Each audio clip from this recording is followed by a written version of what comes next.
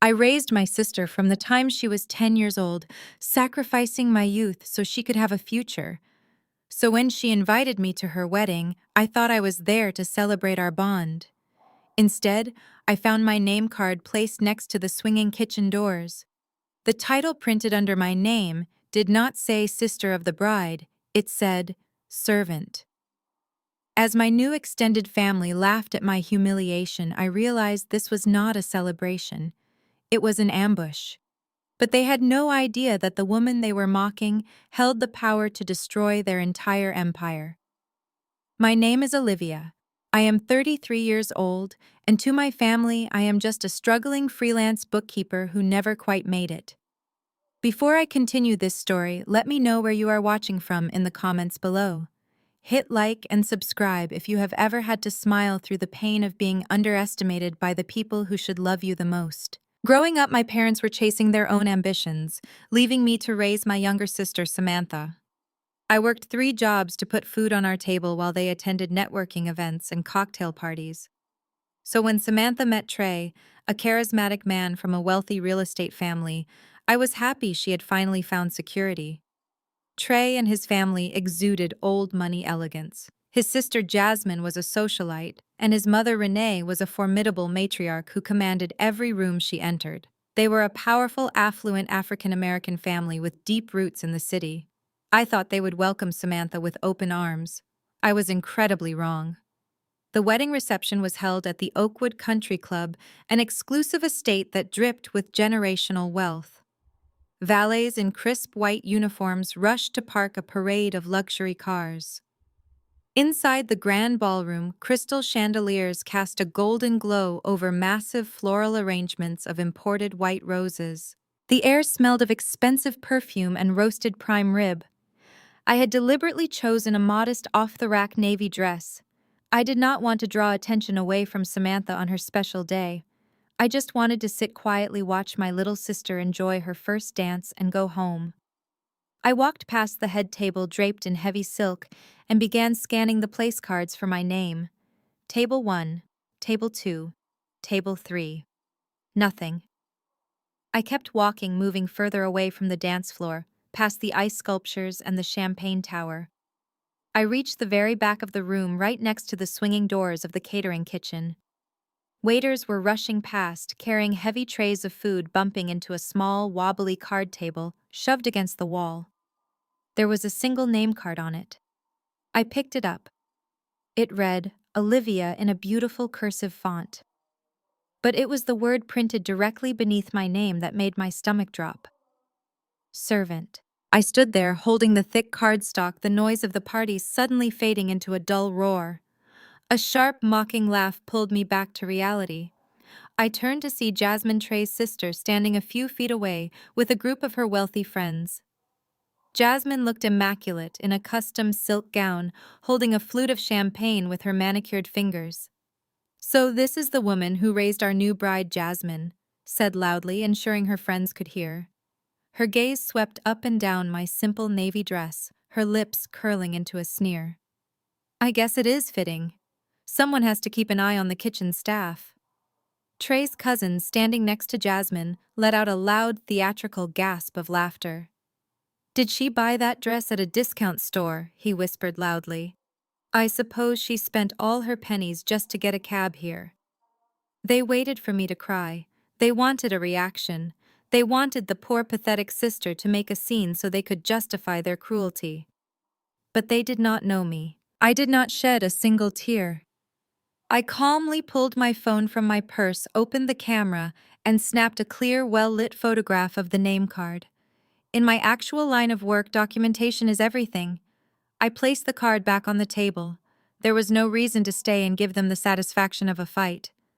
I decided I would leave quietly, slip out the side door, and call Samantha tomorrow when she was away from these toxic people.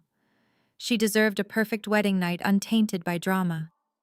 I turned on my heel and walked purposefully toward the exit corridor, leaving Jasmine and her friends whispering behind my back. The hallway was lined with oil paintings and heavy velvet drapes. The exit was just 50 feet away. But as I rounded the corner, 2 figures stepped out from the shadows of the coat room, blocking my path entirely.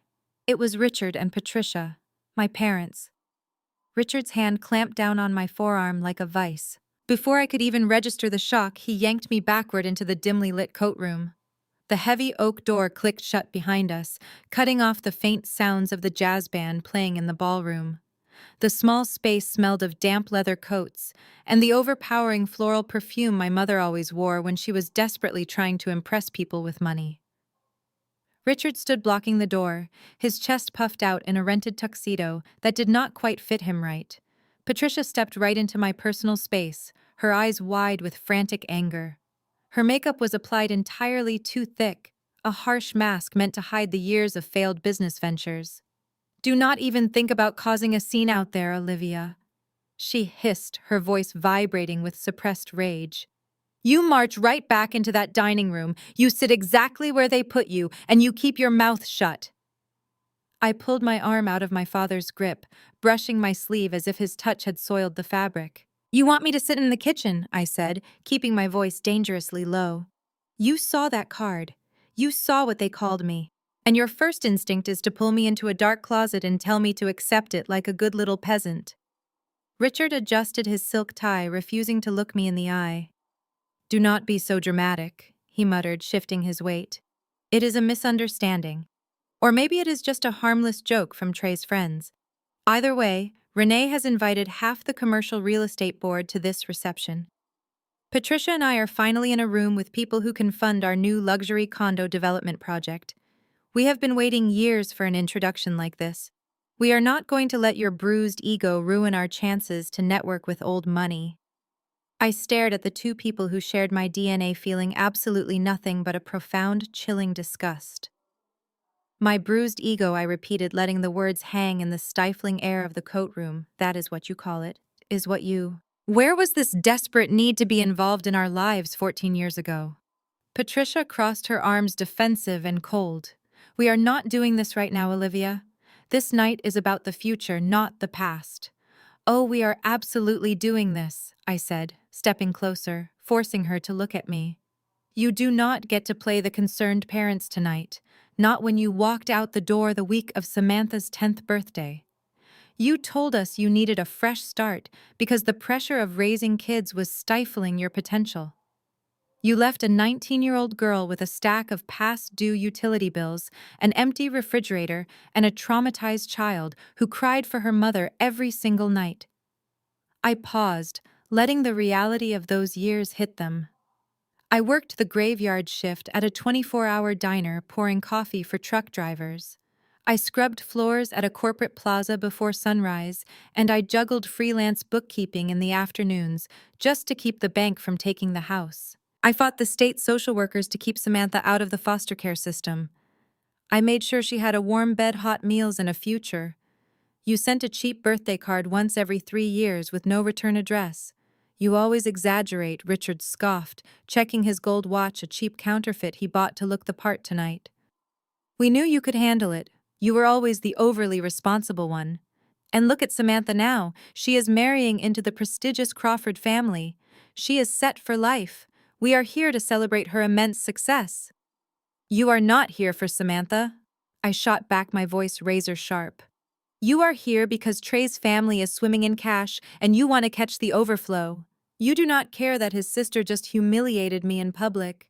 You do not care that his mother looks at our family like we are an infection.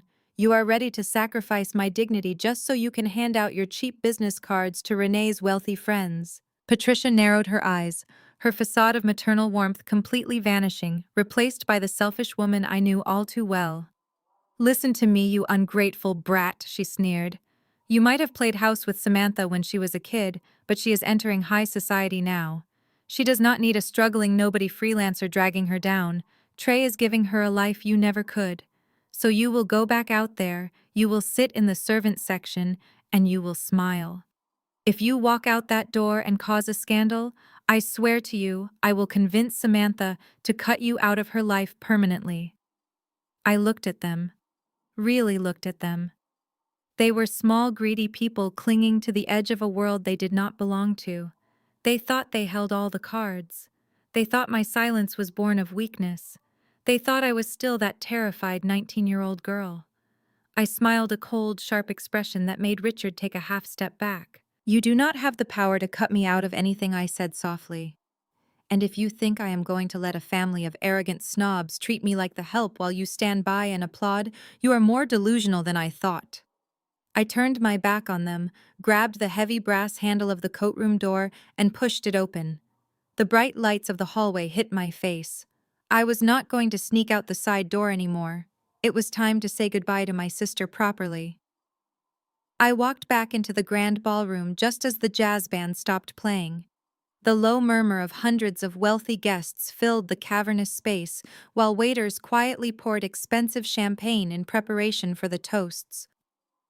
I scanned the room and found Samantha sitting at the center of the massive head table. She looked breathtaking in her custom lace gown, but there was a tightness in her jaw, a subtle tension that told me she was already exhausted by the elaborate charade of this evening. I stayed near the back of the room, standing by the heavy velvet drapes, waiting for a brief moment to catch her eye, give her a reassuring smile, and make a quiet exit. Just then, the sharp clinking of silver against crystal echoed through the room. Renee Crawford Trey's mother stood up from her seat next to the bride. She adjusted her designer silk shawl, her diamonds catching the light, and smiled. It was a predatory, calculating expression that immediately commanded absolute silence from the room. If I could have everyone's attention, Renee began, her voice smooth and practiced, echoing flawlessly through the state-of-the-art sound system. Today, we welcome a new member into the Crawford family. A polite round of applause rippled through the seated guests. Renee held up an elegant hand to stop it, her smile widening but never quite reaching her cold eyes. When Trey first told me he wanted to marry Samantha, I must admit I had my reservations. She continued, her tone dripping with fake maternal warmth. Our family has spent generations building a legacy in this city. We value pedigree, elite education, and proper upbringing. And Samantha, well, she comes from much humbler beginnings. Let us just say she did not have the benefit of a stable home or the kind of guidance most of us in this room take for granted. I felt my chest tighten, my blood running hot. I glanced over and saw my parents, Richard and Patricia, standing near the bar. They were nodding along like obedient servants, completely unfazed by the fact that Renee was insulting their youngest daughter in front of 300 high society guests. But Renee sighed theatrically, placing a hand over her heart. We are a generous family. We believe in charity. We believe in elevating those who have less. We look forward to teaching Samantha the ways of high society, sanding down those rough edges, and helping her forget the unfortunate low-class environment she came from. To Trey and his beautiful charity case. A few oblivious guests chuckled. Others raised their crystal glasses. I took a deep, shaky breath, fighting the violent urge to march up to the podium and tear the microphone away from her. But this was Samantha's wedding day. I could not be the one to ruin it. I caught my sister's eye across the massive room. I gave her a small, sad smile, turned around, and began walking toward the exit. I only made it 3 steps before the screech of microphone feedback pierced the air. I turned back. Samantha was standing. She had snatched the microphone directly out of her new mother-in-law's hand. Renee looked horrified, her mouth hanging open in pure shock. Trey reached out to grab Samantha's arm, but she yanked it away with a violent jerk that sent a crystal wine glass shattering to the floor. The entire ballroom froze. Samantha did not look at Renee. She did not look at Trey. She looked directly at me, standing alone near the kitchen doors. Her eyes were blazing with a fierce, protective fury that I had not seen since she was a little girl fighting off bullies on the playground. My sister raised me. Samantha's voice boomed through the speakers, shaking the chandeliers above. She sacrificed her youth, her education, and her freedom to make sure I never went hungry, while the 2 cowards standing by the bar abandoned us. She pointed straight at Richard and Patricia, who instantly shrank back into the shadows of the crowd. Then Samantha turned her blazing glare to Renee, her voice dropping to a deadly, icy register. She is the only reason I am standing here today. And when I went to find her seat, I saw that someone in this family thought it would be amusing to put her in the kitchen and label her a servant. Gasps echoed through the room. Jasmine looked away, her smug smile finally vanishing as the eyes of the room darted toward her. "Let me make one thing absolutely clear," Samantha said, gripping the microphone so tightly her knuckles turned white. "Anyone who disrespects her does not deserve to be at my wedding." Samantha dropped the microphone. It hit the hardwood floor with a deafening thud. She lifted the heavy skirts of her wedding dress, marched down from the podium, and walked straight across the ballroom toward me.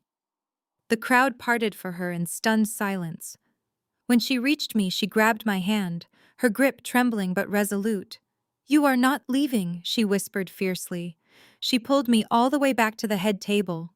When we arrived, Trey was staring at her completely dumbfounded. "Move," Samantha ordered him. "What?" Trey stammered, looking at his mother for help. "Samantha, you are embarrassing us." "I said move," she repeated, her voice colder than ice. Humiliated in front of hundreds of his elite peers, Trey's jaw clenched. Slowly, he stood up and stepped aside. Samantha pulled out the groom's chair and forced me to sit right in the center of the head table directly next to her. No one clapped. No one spoke. The jazz band did not dare play another note. The remainder of the reception was suffocated by a heavy, toxic silence. Guests quietly ate their meals, avoiding eye contact, terrified of the tension radiating from the head table. The opulent celebration had turned into a funeral for the Crawford family's pride. But as I sat there holding my sister's hand under the table, I knew this was only the beginning. The battle lines had been drawn, setting the stage for a brutal morning. The morning sunlight filtered through the sheer curtains of the bridal suite, casting long, quiet shadows across the expensive plush carpet. It was 9 in the morning, but the air inside the room felt heavier than the night before. Samantha sat on the edge of the unmade king-sized bed, carefully folding her veil. She looked exhausted. The glowing, hopeful bride I had seen yesterday was entirely gone, replaced by a young woman bracing herself for a storm she knew was coming. I was standing in the adjoining kitchenette, out of sight from the main doorway, quietly brewing a pot of black coffee to help us both get through the day. We were supposed to be packing for her honeymoon in Paris. Instead, we were packing to leave the Oakwood Country Club as quickly as possible. The silence in the suite was deafening, but it did not last long. The heavy oak door to the suite did not just open, it was shoved inward with aggressive force, the brass handle hitting the wall with a sharp crack. I paused, keeping perfectly still in the kitchenette. From my vantage point, I could see the reflection in the hallway mirror. Renee Crawford marched into the room. She was not dressed in casual morning attire.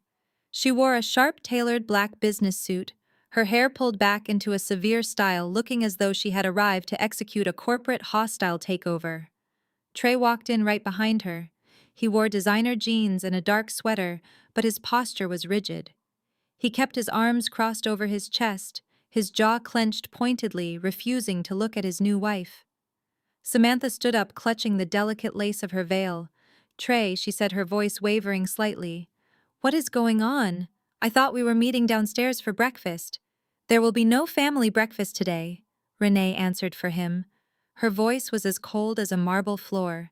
She walked directly to the center of the room and stopped in front of the glass coffee table. She did not offer a greeting. She did not ask how Samantha was feeling. Instead, she unclasped her expensive leather briefcase, pulled out a thick stack of stapled legal documents, and slammed them down onto the glass surface. The heavy thud echoed sharply against the walls of the suite. "This is how we repair the absolute humiliation you caused my family last night," Renee stated, tapping a manicured finger against the top page. Samantha stared at the thick stack of papers, then looked up at her husband. "Trey, what is this?" Trey shifted his weight, looking at the floor before finally meeting her eyes. "It is just a formality, Samantha. Something my mother and our lawyers drafted up this morning. You need to sign it before we leave for the airport." Samantha slowly approached the table. She picked up the document. Even from the kitchenette, I could see her hands trembling as she read the bold, capitalized title on the first page. "Post-nuptial agreement." "You want me to sign a post-nup the morning after our wedding?" Samantha asked, her voice dropping to a shocked whisper. "We already signed a prenuptial agreement months ago," We agreed on everything. That was before you proved you lacked the judgment required to be a Crawford. Renee interrupted smoothly. That was before you threw a temper tantrum in front of the most powerful real estate developers in the state, elevating a nobody over your own husband. The terms have changed. Read page 4. Samantha flipped through the thick, terrifyingly dense legal jargon. Her eyes scanned the page, and the color instantly drained from her face. She read the words aloud, her voice shaking with disbelief. The second party agrees to immediately and permanently sever all social, personal, and financial contact with her sister. Samantha dropped the page and looked at Trey in sheer horror. You want me to cut my sister out of my life? The woman who raised me. It is for the best, Trey said, finally stepping forward. His voice was defensive, laced with an ugly arrogance I had never heard from him before. She is toxic, Samantha. She is a low-class freelancer who does not understand how our world works. She made a mockery of my mother last night. If you want to be my wife, you have to prioritize this family. But the betrayal did not stop there. Renee pointed a sharp finger at the document. Keep reading. Turn to page 7. Samantha numbly turned the pages. She stopped reading the highlighted text and her breathing hitched. This demands the immediate transfer of 100% of the voting rights and intellectual property of my health tech startup to Crawford Enterprises. Her startup was her life's work. It was an advanced medical inventory algorithm. She had spent the last 3 years coding a company that was just weeks away from securing major venture capital. You are my husband, Trey, added smoothly, stepping closer to her. And as your husband, I need to protect your assets. You are emotional. You lack the corporate experience to manage a tech company on a global scale. Crawford Enterprises has the infrastructure to take your little project and make it profitable. By signing those rights over to me, we keep the business safe within the family. It is just good business. Samantha took a step back, clutching the papers to her chest as if trying to protect herself from a physical blow. The man standing in front of her was not the thoughtful, loving partner she had married yesterday. He was a stranger, a cowardly extension of his mother's endless greed. They did not just want to isolate her. They wanted to strip her of her voice, her family, and the company she had built from nothing.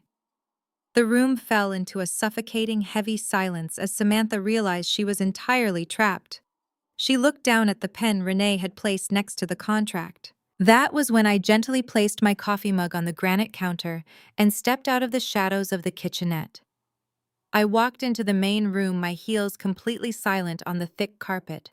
Renee jumped slightly, her manicured hand flying to her chest. Trey snapped his head toward me, his eyes narrowing into a harsh glare. They clearly thought they had cornered Samantha alone. What are you doing in here? Trey demanded, his voice rising in panic and anger. This is a private family matter. I am her family, I replied evenly, walking until I was standing right beside my sister. And from where I was standing, it sounded less like a private family matter and more like an extortion attempt. Trey scoffed, taking a step toward me. His charming facade was completely gone, replaced by an ugly defensive sneer. You need to learn your place, Olivia. You are a freelance bookkeeper. You balance spreadsheets for local bakeries. Do not pretend you understand corporate law or the complexities of a multi-million-dollar enterprise. You are way out of your depth. I did not raise my voice. I did not need to. I simply reached over and gently pulled the contract out of Samantha's trembling hands. I flipped back to page 7, the section regarding her health tech startup. Let us look at this complexity, I said, scanning the dense paragraphs. Subsection B states that Samantha relinquishes all intellectual property rights, algorithms, and patents in perpetuity. Subsection C waives her right to any future royalties or dividends generated by the software. And my personal favorite, paragraph 4, which grants Crawford Enterprises the unilateral right to sell the algorithm to a third party without Samantha's consent. I dropped the heavy stack of papers back onto the glass coffee table. It hit with a satisfying smack. This is not about repairing family pride, I said, looking directly at Renee. This is a hostile takeover. You do not care about Samantha humiliating you at the reception.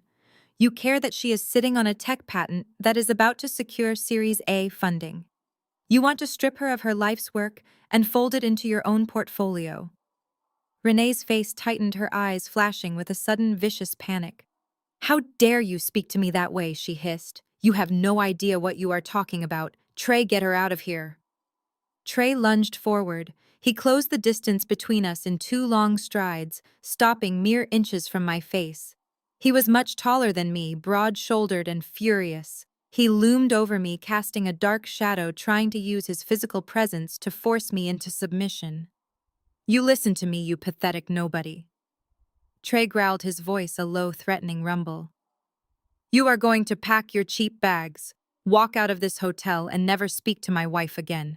If you interfere with my business, I will personally make sure you never find work in this city again. I will ruin you. I stood my ground. I did not blink. I did not step back. I looked up into his furious eyes and felt absolutely nothing but pity for the small, desperate man hiding behind a designer sweater. You cannot ruin someone you do not understand, I replied softly. Trey raised his hand, pointing a shaking finger directly at my face. Sign the paper, Samantha, he barked without turning around. Sign it right now, or I am walking out that door and filing for annulment. The room went dead silent. Trey thought it was the ultimate threat. He thought the fear of losing her new affluent lifestyle, the fear of public embarrassment, would break her. He thought she was as weak and desperate as our parents. Samantha looked at the man she had married just 24 hours ago. She looked at Renee, who was watching her with cold, calculating eyes. Then she looked at me, the sister who had scrubbed floors and skipped meals so she could go to coding camp. Slowly, Samantha reached for the expensive pen sitting on the glass table. Trey smirked, his shoulders relaxing as he stepped back victorious. Renee let out a small, satisfied sigh. But Samantha did not uncap the pen. Instead, she picked up the thick stack of legal documents. With a swift, decisive motion, she threw the entire contract across the room. The papers scattered across the plush carpet like fallen leaves. I am not signing anything, Samantha said, her voice finally steady, ringing with a fierce clarity. And I am not cutting my sister out of my life. Trey's jaw dropped. Renee gasped, taking a step back, as if she had been physically struck. If you want an annulment, Samantha continued, stepping out from behind the coffee table, you can have it. But you will never touch my company, and you will never speak to my sister like that again. Get out of my room. Renee Crawford stared at the scattered pages of the contract on the floor. Her impeccably composed face twisted into a mask of pure, unfiltered rage. The elegant high society matriarch completely vanished, replaced by a woman who had just been denied what she wanted. She took a step toward Samantha, her hands clenched into fists at her sides. You ungrateful little brat! Renee shrieked, her voice echoing shrilly off the walls of the bridal suite. We spent $150,000 on that wedding yesterday. We hosted the event of the season. We invited the most elite, influential members of this city to watch you join our legacy. And you repay our generosity by throwing a public tantrum and siding with this pathetic excuse for a sister. Trey stepped up beside his mother, his chest heaving with anger. He pointed a sharp finger at Samantha. You think you can just walk away from us? You think you can throw an annulment in my face and keep your little company? If you walk out that door, my lawyers will come after you for every single penny we spent. We will sue you for the damages. We will sue you for the public humiliation. We will drag your startup into court and bleed it dry in legal fees before your algorithm ever hits the market. You will spend the next 10 years paying us back for the flowers alone. Samantha shrank back slightly. The threat of a massive lawsuit was terrifying. She had poured her heart and soul into her health tech company. She knew she did not have the capital to fight a prolonged legal battle against the Crawford family wealth. Trey saw her hesitation and smiled a cruel, triumphant smirk. He thought he had found her breaking point. $150,000, I said smoothly, stepping between Trey and my sister once again. That is the exact number you are claiming for the damages. Renee snapped her head toward me, her eyes filled with absolute venom. Yes, she spat. $150,000. An amount of money neither of you low-class girls will ever see in your entire miserable lives. I did not argue. I did not raise my voice. I simply reached into my blazer pocket and pulled out my phone. I unlocked the screen and opened my secure private banking application. Give me your routing and account number. I said, my tone as casual as if I were asking for the time. Trey let out a loud, harsh bark of laughter. He looked at me like I had lost my mind. What are you going to do, Olivia? Are you going to set up a payment plan of $50 a month for the next 200 years? Put your cheap phone away before you embarrass yourself even further. I kept my eyes locked on Renee. The routing and account number, I repeated, my voice dropping to a cold, authoritative register that demanded obedience. Renee narrowed her eyes, clearly thinking this was a bluff. She wanted to humiliate me completely. Fine, she sneered. She rattled off the routing number and the primary business account number for Crawford Enterprises. Let us see how far your freelance bookkeeping salary goes. I typed the numbers into the application. I entered the amount. $150,000. I authorized the transfer with a quick facial scan. The screen flashed green, confirming the instant wire transfer was complete. It is done, I said, slipping the phone back into my pocket. For a moment, nothing happened. Trey rolled his eyes about to make another insulting comment about my financial status. But then a sharp ping echoed through the quiet room. Trey reached into his pocket and pulled out his phone. He looked at the screen. The color instantly drained from his face. His mouth fell open slightly as he stared at the notification from his bank. What is it? Renee demanded impatiently, snatching the phone from her son's hand. She looked at the screen. Her eyes widened in absolute shock. She read the glowing text over and over again, unable to comprehend what she was seeing. A direct cleared wire transfer of exactly $150,000 deposited straight into their account. Neither of them spoke. They just stared at me, completely paralyzed by the sudden influx of cash from a woman they thought was living paycheck to paycheck. But their shock did not last long. The deep-rooted arrogance of the Crawford family quickly took over. They needed a reality that made sense to them. Trey let out a breath, shaking his head as a smug, condescending smile returned to his face. You are a complete idiot, Olivia. You really just did that. You just drained your entire life savings just to prove a point. Renee handed the phone back to Trey, her posture straightening as her confidence returned. She let out a dry, mocking laugh. Every penny you have ever scraped together, every dollar you saved from scrubbing floors and doing taxes for small businesses, gone in 10 seconds. You just bankrupted yourself for a moment of pride. Enjoy being destitute, Trey added, crossing his arms. That money is ours now. You cannot undo a wire transfer. You are going to be eating out of a dumpster by the end of the month. They were so utterly convinced of their own superiority. They had no idea that $150,000 was merely the interest my primary account generated in a single week. To me, it was pocket change. To them, it was proof of my ruin. The debt for the wedding is paid in full, I said, my voice completely devoid of emotion. You have your money. Now get out of my sister's room. Renee adjusted the cuffs of her designer suit, looking at me with pure disgust. Come along, Trey. We have wasted enough time on these people. Let them enjoy their poverty. Renee turned and marched out of the suite, her heels clicking sharply against the floorboards of the hallway. Trey lingered for a moment. He walked slowly toward the door, then stopped and turned back to look at me. His handsome face was twisted into a dark, spiteful glare. You think you won today because you bought your sister out of a contract? Trey whispered, his voice dripping with malice. But you just emptied your accounts to challenge my family. You just made a very powerful enemy, Olivia. And we are going to crush you. With that, he walked out and slammed the heavy oak door shut behind him. A full week had passed since the morning in the bridal suite. I had moved Samantha into my small rented apartment to keep her safe from Trey, while she figured out her next steps. To the outside world, and specifically to my family, I operated my freelance bookkeeping business out of a tiny, depressing office space in a rundown commercial building on the edge of town. It had flickering fluorescent lights, cheap laminate flooring, and a window that looked out over a cracked parking lot. It was the perfect disguise. It kept people from asking questions about how I spent my days. It was a Tuesday afternoon. I was sitting at my battered metal desk reviewing the latest corporate acquisition portfolio on my encrypted laptop when the frosted glass door to my office suddenly flew open. Richard and Patricia stormed into the tiny room. They brought the bitter winter chill in with them. My father was red in the face, a vein bulging visibly on his forehead.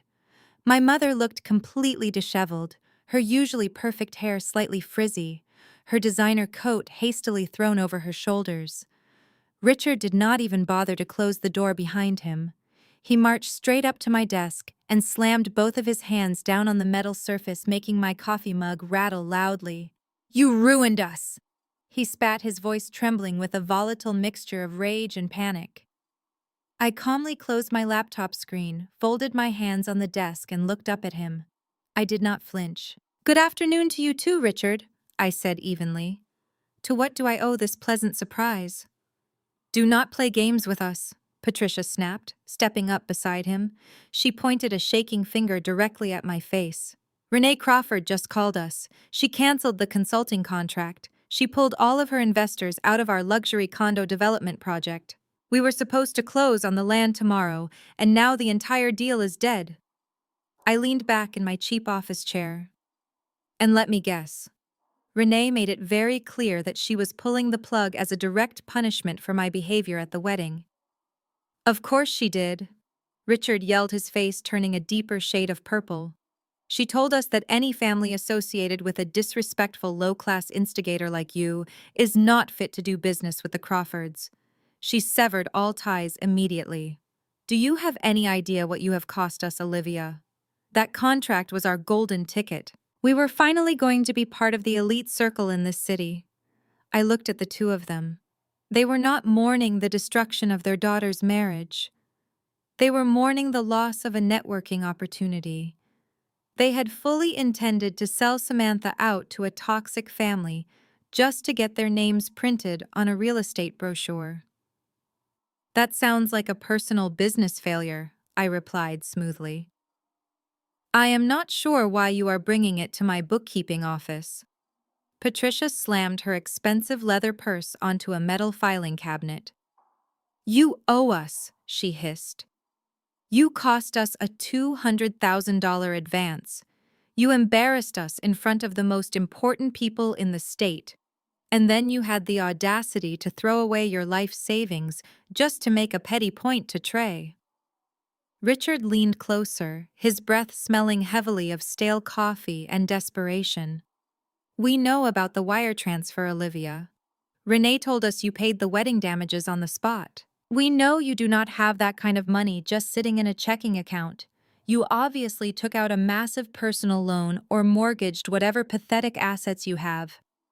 I watched them weave their own narrative, completely blind to reality. It was fascinating how their minds simply refused to comprehend that I could actually be successful. "So here is what is going to happen."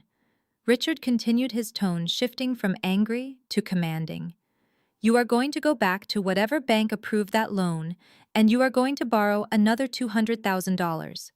You are going to sign the funds over to our development company to cover the advance Renee pulled. You owe us for destroying our reputation." For a moment, the room was completely silent. The hum of the flickering fluorescent light overhead was the only sound. I looked at my father standing there in his cheap suit, demanding I plunge myself into imaginary debt to fund his delusions of grandeur. I looked at my mother, glaring at me with entitled expectation, and then I laughed. It was not a small chuckle. It was a genuine, echoing laugh that filled the tiny office space. It was the laughter of pure disbelief. Richard stood up straight, his expression morphing from anger to confusion and then back to intense fury. "What is so funny?" he demanded. "You are," I said, finally catching my breath. "You both are absolutely hilarious. You abandon your children, you try to force your youngest daughter into a miserable marriage for a real estate deal, and when your wealthy idols outsmart you, you come running to the daughter you abandoned, demanding she take out a loan to bail you out. Patricia's face turned a violent shade of crimson. The sheer audacity of my laughter broke whatever thin layer of self-control she had left. "How dare you speak to us like that?" she screamed, her voice cracking with indignation. "You ungrateful, arrogant little wretch!" She lunged forward, raising her hand high. The heavy diamond ring on her finger caught the harsh, flickering fluorescent light overhead as she swung her hand violently toward my face. She fully intended to slap me across the cheek to physically put me back in the subservient place she believed I belonged. I did not even blink. I did not flinch or step back. I simply reached up and caught her wrist in midair. My grip was like iron. Patricia gasped loudly, her eyes widening in sudden shock as her forward momentum was stopped dead. She tried to yank her arm away, but I held her firmly in place, my fingers digging just hard enough into her skin to let her know that I was entirely in control of this situation. "Do not ever try to hit me again," I said, my voice dropping to a lethal, quiet whisper that cut through the room. "You lost the right to discipline me the day you packed your bags and walked out that door 14 years ago." "Let go of me," Patricia whimpered. Her brave facade crumbled instantly, and she looked over her shoulder at my father for help. "Richard, do something." Richard took a hesitant step forward, puffing out his chest. "Let her go, Olivia. You are completely out of line. You owe your mother respect." "Respect," I echoed, finally dropping Patricia's arm. She stumbled back against the metal filing cabinet, rubbing her wrist and looking at me as if I were a monster. "You want to talk about what I owe you. Let us talk about what you owe me. Let us talk about my college fund." Richard's face went completely pale. The blustering anger drained out of him in a second, replaced by a sudden cold sweat. "I do not know what you are talking about," he stammered, his eyes darting toward the frosted glass window. "Yes, you do," I said. I stepped out from behind my cheap metal desk, forcing them both to back up toward the door. I was 18 years old. I had just been accepted to a top university on a partial scholarship. I worked double shifts at a diner for 3 solid years to save up the rest of the tuition. $40,000. I kept it in a joint account because I was a minor when I opened it. And the week before my tuition was due, I went to the bank to get a cashier's check. I paused, letting the heavy weight of that memory fill the tiny office. The teller looked at me with deep pity. I can still remember the exact way she slid the printed bank statement across the marble counter. The balance read 0. I thought there had been a computer error. I begged her to check again. But there was no mistake. "You drained every single cent, Richard. You took my entire future, and you pushed it across a blackjack table in Atlantic City to pay off a loan shark. You left me with absolutely nothing. You left me to raise your other daughter in poverty." "That was a misunderstanding," Richard tried to argue, his voice weak and defensive. "It was a temporary loan. I was going to win it back and double your fund. I was trying to help the family." "You never paid it back," I snapped, my voice ringing sharply off the cheap walls. "I lost my scholarship. I lost my chance to go to a real university. I spent my 20s grinding through online classes at midnight while working 3 jobs just to keep a roof over Samantha's head. So do not stand in my office and demand a $200,000 loan for your luxury condo project. I would not give you 2 cents if you were dying of thirst." Patricia looked at me with pure, unfiltered hatred. "You are a bitter, selfish girl," she spat. "You are going to end up completely alone." "I am perfectly fine with being alone if it means being rid of parasites like you," I replied calmly. I walked over to the door and pulled it wide open. "Now get out of my office before I call the police and have you escorted off the property for trespassing." Richard and Patricia stood there for a moment, realizing they had absolutely zero power here. Their intimidation tactics had failed. I was not the terrified teenager they had stolen from, and I was not going to be their financial stepping stone. "Fine." Richard sneered, adjusting his suit jacket in a pathetic attempt to regain his lost dignity. Keep your miserable little life in this dump. You think you are so smart. You think you have everything under control. But you do not. He stepped out into the hallway but paused in the doorway. A nasty, triumphant smirk spread across his face, his eyes gleaming with malicious satisfaction. We might not be getting our money, Richard said, his voice dripping with venom. But at least Trey knows exactly how to deal with a problem like you. I narrowed my eyes, a sudden chill running down my spine. What are you talking about? Richard laughed, a harsh, grating sound. You think Trey was just going to sit back and let you dictate the terms of his marriage? You think he was going to let Samantha walk away with her company after what you did to his mother? He is taking what belongs to him right now. You might want to check Samantha's office. He turned and walked away, Patricia trailing right behind him. I stood in the doorway, my heart suddenly pounding against my ribs as the terrifying weight of his words sank in. I did not waste a single second. I grabbed my car keys from the desk, practically sprinting out of my rented office and down the stairs. My father's mocking laughter echoed in my ears as I started my car and sped out of the parking lot. Samantha's health tech startup was located in a renovated warehouse district across town. It was a modest open-plan workspace she shared with a few other young developers, but it housed the physical servers containing the core proprietary data for her medical inventory algorithm. I broke several speed limits getting there, my hands gripping the steering wheel so tightly my knuckles turned white. As I turned onto her street, my worst fears were immediately confirmed. A large, unmarked white moving truck was parked illegally right in front of the building. Its back doors were wide open, and two men in heavy work boots were already loading a stack of computer monitors into the back. I slammed my car into park, not even bothering to pull into a designated space, and ran toward the glass entrance. When I pushed through the double doors, the scene inside was pure chaos. The usually quiet, focused workspace had been completely ransacked. Desks were pushed aside. Ethernet cables and power cords had been violently yanked from the walls and lay tangled across the concrete floor like dead snakes.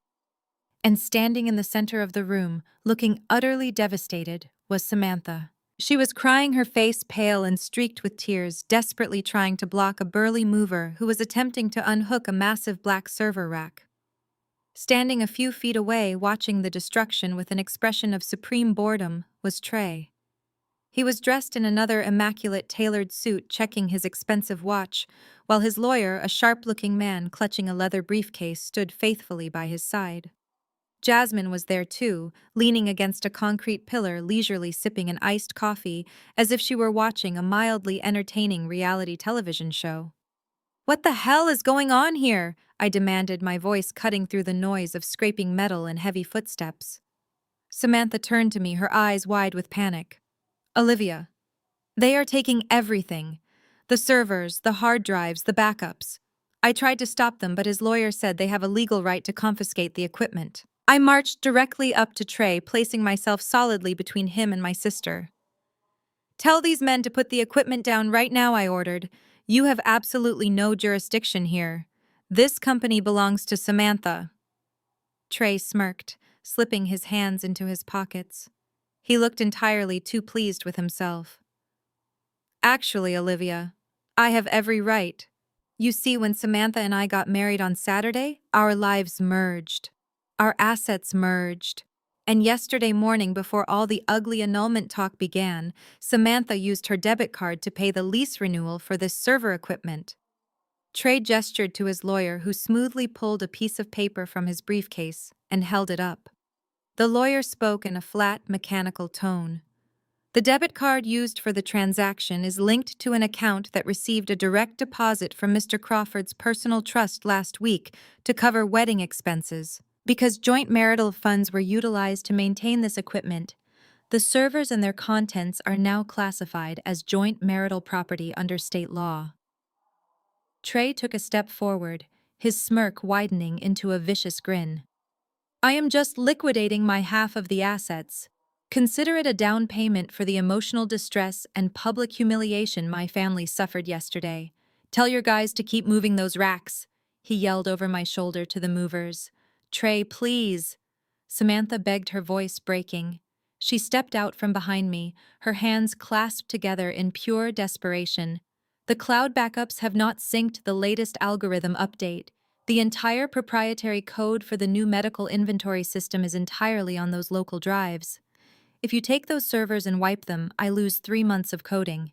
The venture capital investors are flying in next week for the final pitch. If I do not have a working prototype, the company goes under. Trey looked down at her tears, his eyes cold and devoid of any empathy. You should have thought about that before you disrespected my mother. You wanted to be an independent woman so badly. Welcome to the real world, Samantha. Actions have consequences. Jasmine let out a loud theatrical sigh, stirring her iced coffee with her straw. Honestly, Samantha, she chimed in, you should be thanking us. This little science project of yours was never going to make real money anyway. You lack the pedigree for the tech industry. Once we sell this junk for scrap, maybe you can get a job as a barista. It suits your family background much better. The cruelty was so casual, so effortless. They were enjoying tearing my sister apart piece by piece. They thought they had found a brilliant legal loophole. They thought their expensive lawyer and their aggressive tactics had completely outmaneuvered us. One of the movers grabbed the heavy handles of the main server rack. The lights on the front panel flickered as he reached around the back to yank the primary power cord. Samantha let out a choked sob, burying her face in her hands, unable to watch her life's work being dragged out the door. I reached out and grabbed the mover's wrist. "Put it down," I said, my voice dangerously calm. "Move out of the way," Olivia Trey warned, his tone hardening. "Or my lawyer will have you arrested right now for interfering with a lawful asset seizure. You cannot buy your way out of this one with a wire transfer. This is corporate law."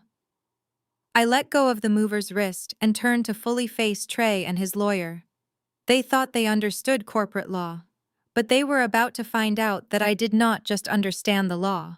I wrote the rules they were trying to play by. I took a slow, deliberate step back from the server rack, keeping my eyes locked on Trey. Then I placed 2 fingers to my mouth and let out a sharp, piercing whistle that echoed loudly off the high concrete ceilings and exposed brick walls of the warehouse. Trey flinched, his smug expression faltering for a fraction of a second. "What the hell is that?" he snapped, looking around the room. "Are you calling for a stray dog to come protect you?" "I am calling off your pathetic attempt at a heist," I replied, my voice completely devoid of panic. Right on cue, the heavy steel doors of the freight elevator at the far end of the loft slid open with a loud mechanical hum. 4 men and 1 woman stepped out into the workspace. They did not look like local attorneys. They wore immaculate, tailored charcoal suits, their expensive leather shoes clicking in perfect, intimidating unison against the polished concrete floor. They carried thick leather briefcases and radiated an aura of absolute ruthless authority that instantly sucked the remaining oxygen out of the room. At the front of the group was Mr. Harrison, my lead corporate litigator. He was a silver-haired veteran of Wall Street bloodbaths, a man who routinely dismantled Fortune 500 companies before his morning coffee. Trey looked at the approaching group, a flicker of genuine uncertainty finally crossing his arrogant face. His own lawyer visibly tensed, clutching his cheap briefcase a little tighter as he immediately recognized the caliber of the predators walking into the room. "What is this?" Trey demanded, trying desperately to maintain his authoritative posture. "Who are these people, and who let them into my building?" Mr. Harrison stopped right next to me, popping the gold clasps of his briefcase with a sharp snap. He did not even bother looking at Trey. He directed his icy gaze entirely at Trey's lawyer. "I am David Harrison, senior partner at Harrison & Hughes, representing the primary angel investor and the holding company of this medical technology firm," he said, his voice smooth but laced with undeniable threat. Trey crossed his arms, puffing out his chest to mask his growing insecurity. "I do not care who you represent or what fancy firm you work for. My wife used our joint marital funds to pay the lease on this equipment. That makes it joint marital property, and I have the absolute legal right to liquidate it to recoup my family's losses." I reached into Mr. Harrison's open briefcase and pulled out a thick, heavily embossed legal document. I held it up for Trey to see. You are absolutely right about one thing, Trey, I said, taking a step closer to him. Samantha did use funds to pay the lease, but she was not leasing these servers from a random tech supplier. She was leasing them from me. I tossed the document onto the nearest glass desk. It slid to a stop right in front of Trey. I am the sole angel investor of this startup, I explained, making sure every word echoed clearly in the silent room. I provided the initial $2 million in seed funding through a blind trust 3 years ago. I own the physical servers. I own the patent-pending algorithms stored on their hard drives. In fact, if you bother to check the public records, you will find that I own the very building you are standing in right now. Samantha is the brilliant mind behind the software, but the physical and intellectual assets belong entirely to my holding company. Trey stared at the document, his jaw tightening so hard I thought his teeth might crack. He looked at his lawyer, desperate for a counterargument. Do something, he hissed. Tell them it does not matter. Use the marital asset clause. But Trey's lawyer was already scanning the first page of the contract, and the color was rapidly draining from his face. He swallowed hard, taking a full step away from Trey. He does not have jurisdiction, Mr. Harrison added, leaning forward slightly. The equipment you are attempting to seize does not belong to your wife. It belongs to a multi-billion-dollar private equity firm. Therefore, instructing these movers to remove it is not an asset liquidation. It is corporate espionage and grand larceny. Mr. Harrison turned his attention to the two movers who were standing frozen by the main server rack. If you unplug that machine and carry it out that door, you will be charged with federal crimes. My firm will ensure you spend the next decade in a federal penitentiary. I suggest you put it down and leave the premises immediately. The movers did not need to be told twice. They immediately backed away from the server rack, holding their hands up in surrender, and practically sprinted toward the freight elevator without looking back. Trey was left standing in the middle of the room, completely exposed. His grand plan to cripple his wife and steal her life's work had disintegrated in less than 3 minutes. Samantha watched him from across the room, her tears of panic replaced by a look of profound realization. She finally saw him for what he truly was, a weak, greedy man playing a corporate game he did not even remotely understand. This is not over, Trey spat, his voice shaking with humiliated rage. You think a fancy lawyer changes anything? We are legally married. I will drag her through divorce court until she has absolutely nothing left. His own lawyer gently grabbed his elbow. We need to leave, Trey, the lawyer muttered anxiously, clearly terrified of Mr. Harrison. Right now, we are heavily exposed here. Trey yanked his arm away, but he knew he was completely beaten. He glared at me with pure venom, then turned on his heel and marched toward the exit. Jasmine pushed off the concrete pillar, her bored expression entirely gone. Her face was chalky pale, and her hands were actually trembling as she grabbed her expensive designer handbag. As Trey stormed past his sister, he did not even look at her. But in the quiet echo of the warehouse, I heard Jasmine lean in and whisper frantically to him. We need cash now, Trey, she hissed, her voice tight with absolute terror. If we do not secure funding by Friday, the offshore lenders will kill us. 3 days had passed since we humiliated Trey at the warehouse. Samantha was safely tucked away, spending her days completely rewriting the security protocols for her health tech algorithm. I had returned to working from my primary residence. To my family and the Crawfords, I lived in a standard rented unit in a downtown apartment complex. They had never actually been inside, they only knew the address. It was Thursday afternoon, and I was on a highly classified conference call with my acquisition team in New York, tracking the aggressive movement of the Crawford family offshore debt. The silence of my living room was suddenly shattered by a violent, rhythmic pounding on my front door. I muted my microphone and frowned. My building had exceptionally strict security protocols. Uninvited guests did not just wander up to my floor without passing the front desk concierge. The pounding happened again, louder this time, accompanied by the shrill sound of a woman laughing. I walked over to the smart panel mounted on my wall and pulled up the hallway security feed. The high-definition camera revealed exactly what was happening outside my door. It was Jasmine.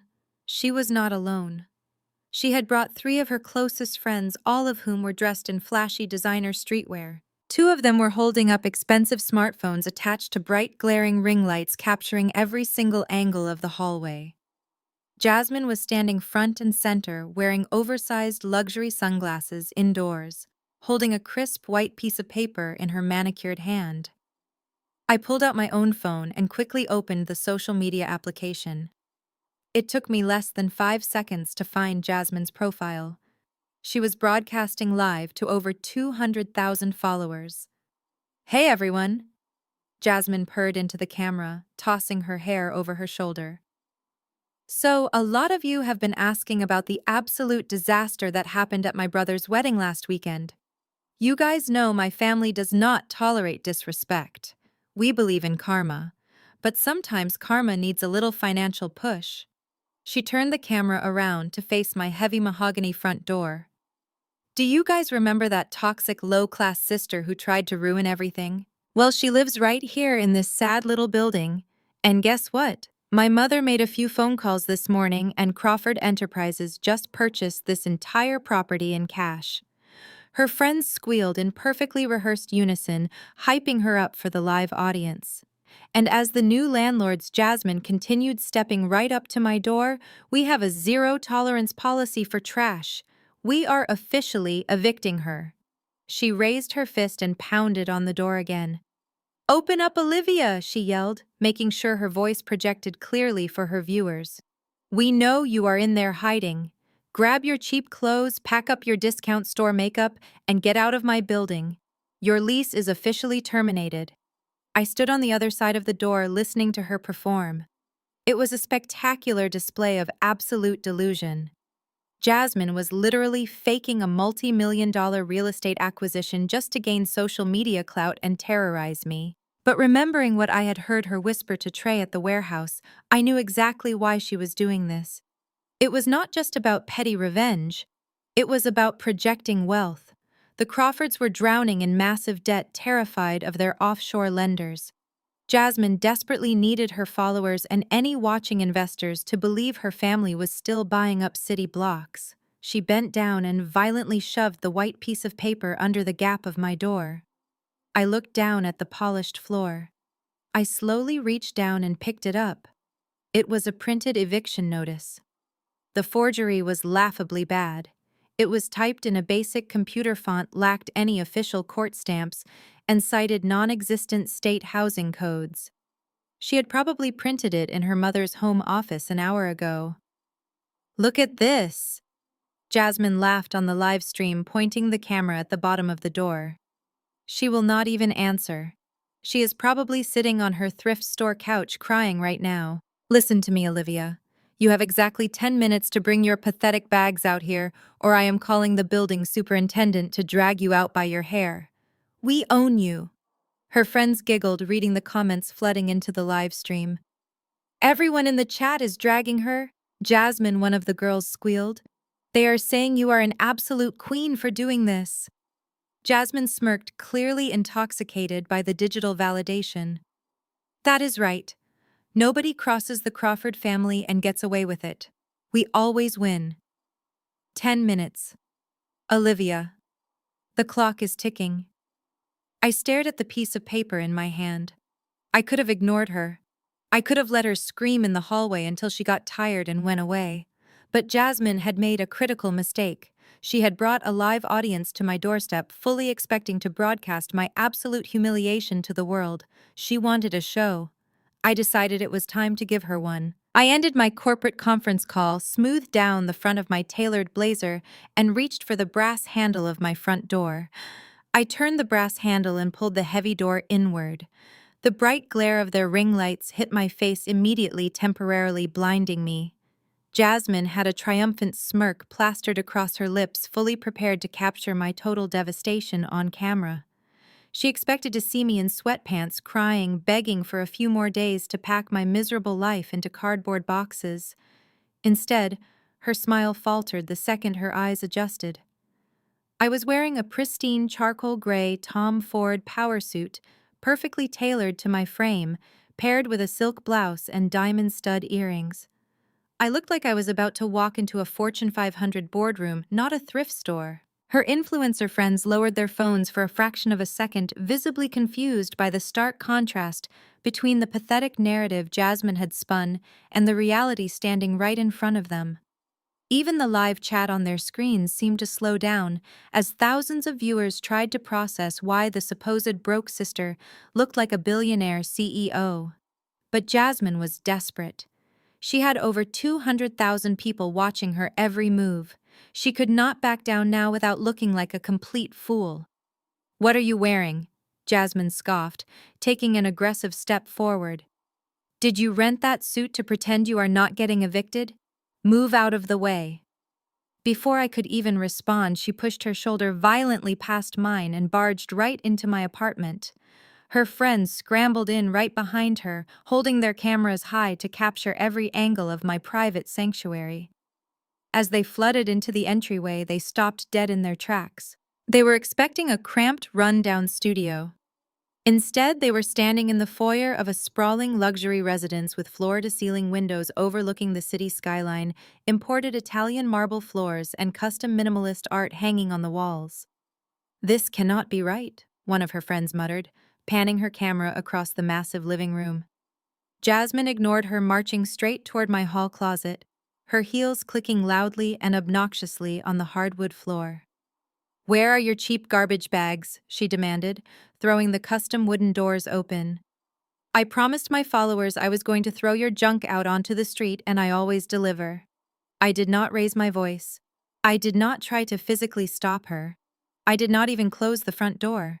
I simply stood near the entryway and watched her tear through my closet, tossing my winter coats onto the floor like a petulant, spoiled child throwing a tantrum. Her friends were nervously narrating the destruction to the live stream, trying to keep the energy high, but their voices were shaking. Jasmine grabbed a designer leather travel duffel from the top shelf, completely oblivious to its actual retail value, and threw it violently at my feet. "Start packing, Olivia," she ordered, pointing at the bag. "The Crawford family owns this property now. You are officially trespassing." I looked down at the leather bag, then back up at her flushed, angry face. I slipped my hand casually into my blazer pocket. I gripped my smartphone, felt for the textured side button, and pressed it 3 times in rapid succession. It was a silent panic protocol tied directly to the building's elite security mainframe and the local police precinct, a feature reserved strictly for the building owner. "You know Jasmine," I said, my voice eerily calm, cutting effortlessly through the chaotic shouting of her friends. "For someone whose family is currently $80 million in debt to offshore lenders, you are remarkably focused on my living arrangements." Jasmine froze. Her hand stopped mid-air as she reached for another coat. The color instantly drained from her face, leaving her looking sickly and pale. Her friends stopped talking completely, the live chat on their screens suddenly exploding with a flurry of shocked comments. "How do you know about that?" Jasmine stammered, her tough, wealthy socialite facade cracking into a million pieces. I did not get a chance to answer her. A loud, sharp chime echoed from the hallway, signaling the arrival of the private express elevator. Less than 40 seconds had passed since I pressed the button in my pocket. Heavy, synchronized footsteps pounded rapidly against the carpeted hallway. Jasmine and her friends turned toward the open door just as 3 massive men in tactical security uniforms stepped into the threshold. They were closely followed by 2 fully uniformed city police officers, their hands resting cautiously on their duty belts. The head of the building's security team, a stern ex-military man who knew exactly who I was, did not even glance at Jasmine or the glowing ring lights. He looked directly at me. "Is there a problem here, madam?" he asked, his deep voice commanding the absolute attention of everyone in the room. Jasmine let out a nervous, high-pitched laugh, quickly stepping away from my closet and trying to smooth down her hair.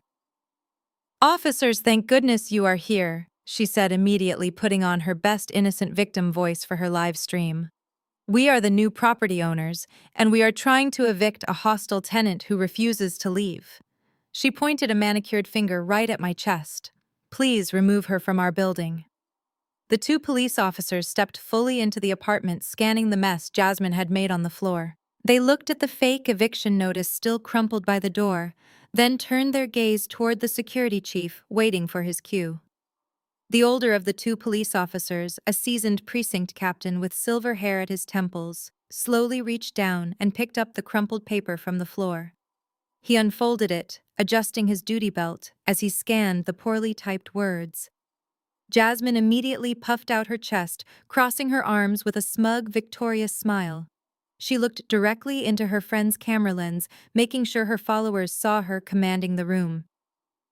"Officer, you need to arrest this woman immediately," Jasmine demanded, her voice dripping with artificial authority. "She is trespassing on private property owned by Crawford Enterprises. I want her in handcuffs, and I want her removed from my building right now." The captain finished reading the paper. He let out a heavy sigh, shook his head, and handed the fake eviction notice back to Jasmine. He did not reach for his handcuffs. Instead, he looked past her, his stern expression softening into one of profound respect as he met my eyes. "Good afternoon, madam," the captain said, his voice echoing clearly in the silent foyer. "I apologize for the disturbance."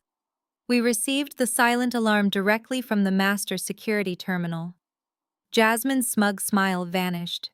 She looked wildly between the captain and me. "What are you doing?" she shrieked, her voice cracking. "Do not call her madam. She is a broke freelancer. I am the landlord here. Read the paper again." I walked casually over to a sleek marble console table near the entryway. I opened the locked drawer with a biometric fingerprint scan and pulled out a heavy leather-bound folder bearing the official gold seal of the city. I turned around and handed it directly to the police captain. "Officer Davis," I said smoothly, "I would like to formally press charges for breaking and entering destruction of private property and criminal harassment against this woman and her accomplices." The captain opened the folder and reviewed the certified documents inside. Jasmine let out a harsh, mocking laugh, looking at the camera again. "What is that?" "A fake lease agreement. You are pathetic, Olivia." "It is a master deed," the captain stated, his voice booming with absolute authority, cutting Jasmine off entirely. "Verified and stamped by the State Housing Authority. This woman does not just rent this penthouse, she owns it. In fact, her holding company owns this entire $40 million luxury high-rise. You are standing in her private residence." The silence that followed was absolute.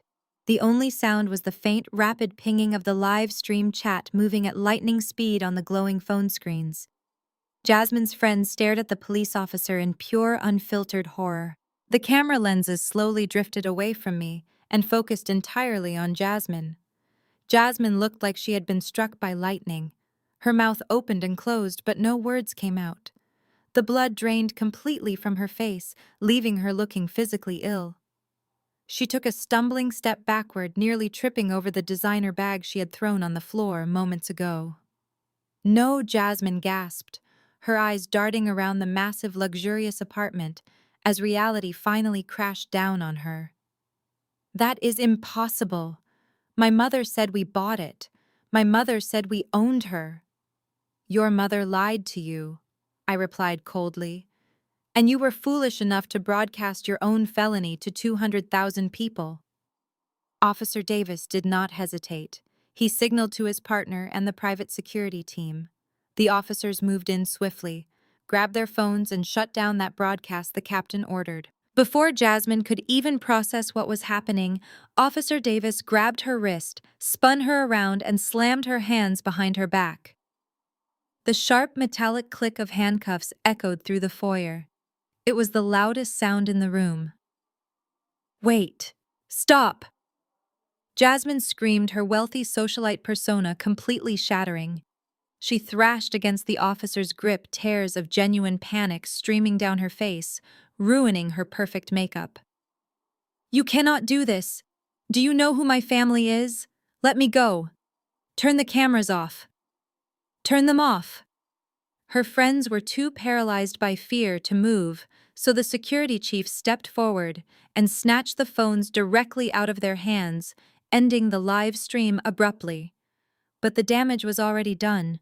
The entire internet had just watched the arrogant Crawford princess get arrested for breaking into the home of the very woman she was trying to humiliate. The police read Jasmine her rights as they dragged her kicking and screaming down the hallway.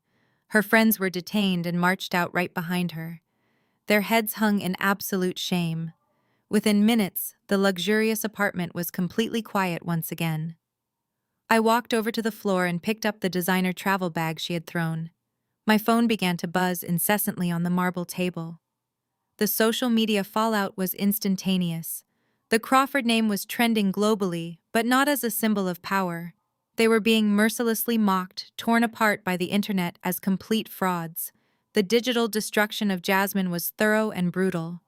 But as I watched the police cruiser pull away from my building on the security monitors, a colder, more dangerous realization settled over me. Jasmine was arrogant, but she was not usually this reckless. Faking a $40 million real estate acquisition and breaking into an apartment on live television was an act of pure, unadulterated desperation. They were putting on a show for someone else. They needed the public to believe they had liquid assets. Jasmine's panicked whisper from the warehouse echoed in my mind. The offshore lenders. The Crawfords were not just acting out of spite anymore. They were acting out of a desperate, terrifying financial panic. They were drowning, and they were running out of time. I left the mess in my apartment for my private cleaning staff and took the express elevator down to the secure underground garage. My driver was waiting next to my black town car. I slid into the back seat and told him to take me to the financial district. It was time to stop playing defense. The Crawfords had brought their pathetic circus to my front door, but they had no idea that I owned the entire arena. 30 minutes later, the car pulled up to a towering skyscraper on Wall Street. I walked through the grand lobby past the security checkpoints and stepped into my private elevator. The numbers climbed rapidly until the doors slid open on the top floor. This was my true domain, the headquarters of Vanguard Forensics.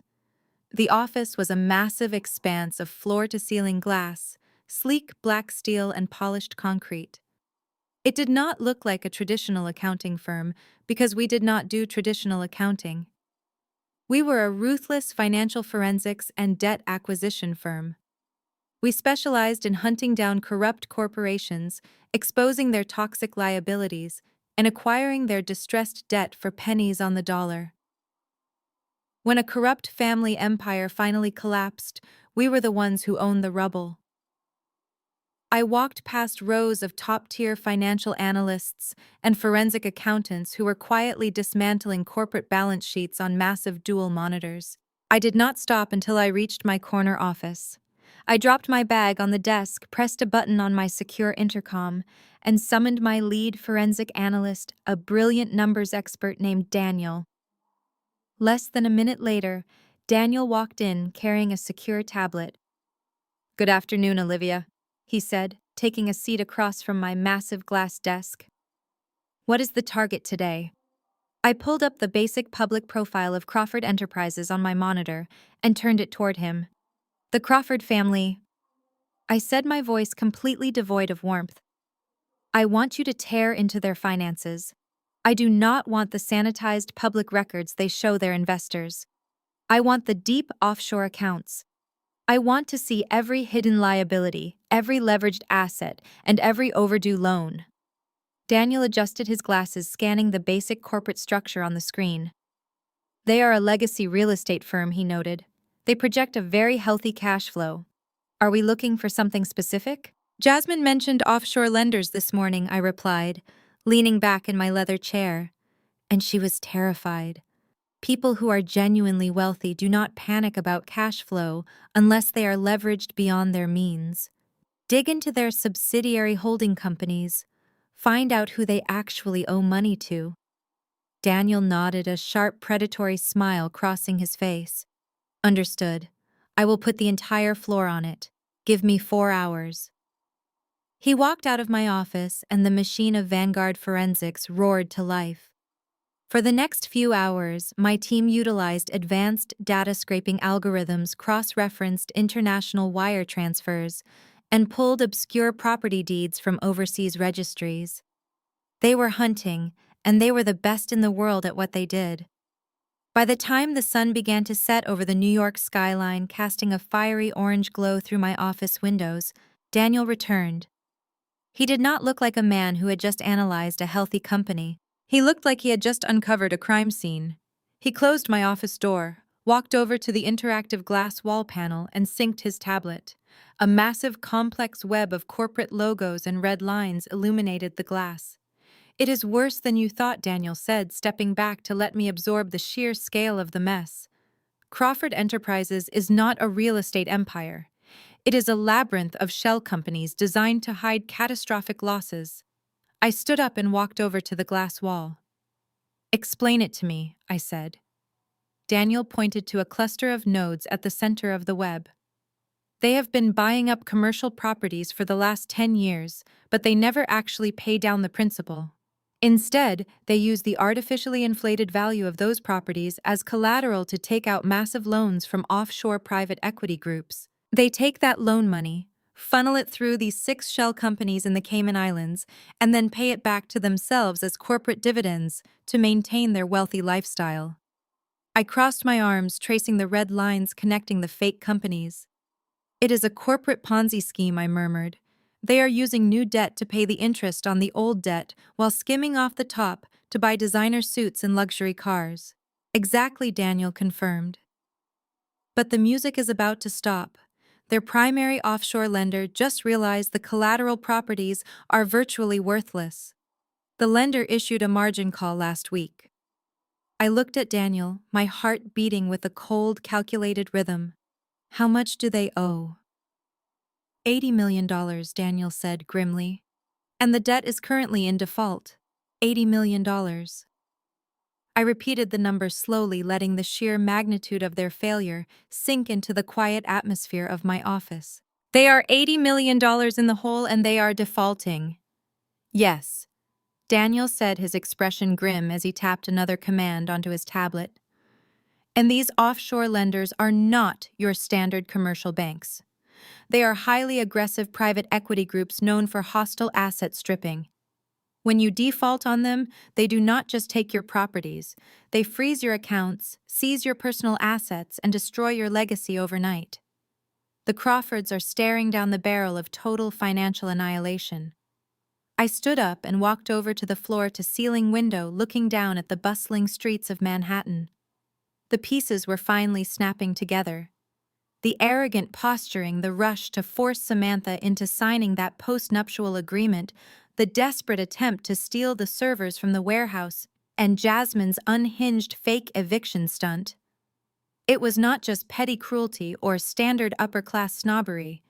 It was pure, unadulterated terror. They were cornered animals lashing out. But a chilling question still lingered in my mind. I turned back to Daniel. If they are this deeply in debt, why on earth did Trey marry Samantha? My sister is brilliant, but to the outside world, she comes from a broken family with zero financial backing. A family like the Crawfords, obsessed with image and wealth, would normally force their son to marry an heiress to secure a bailout. Why target a tech startup founder with no liquid capital? Daniel's expression hardened. He swiped his tablet, sending a new set of documents to the interactive glass wall. "Because they did not just stumble upon your sister Olivia. They targeted her specifically, and they did it because of this." A highly confidential corporate appraisal report illuminated the glass.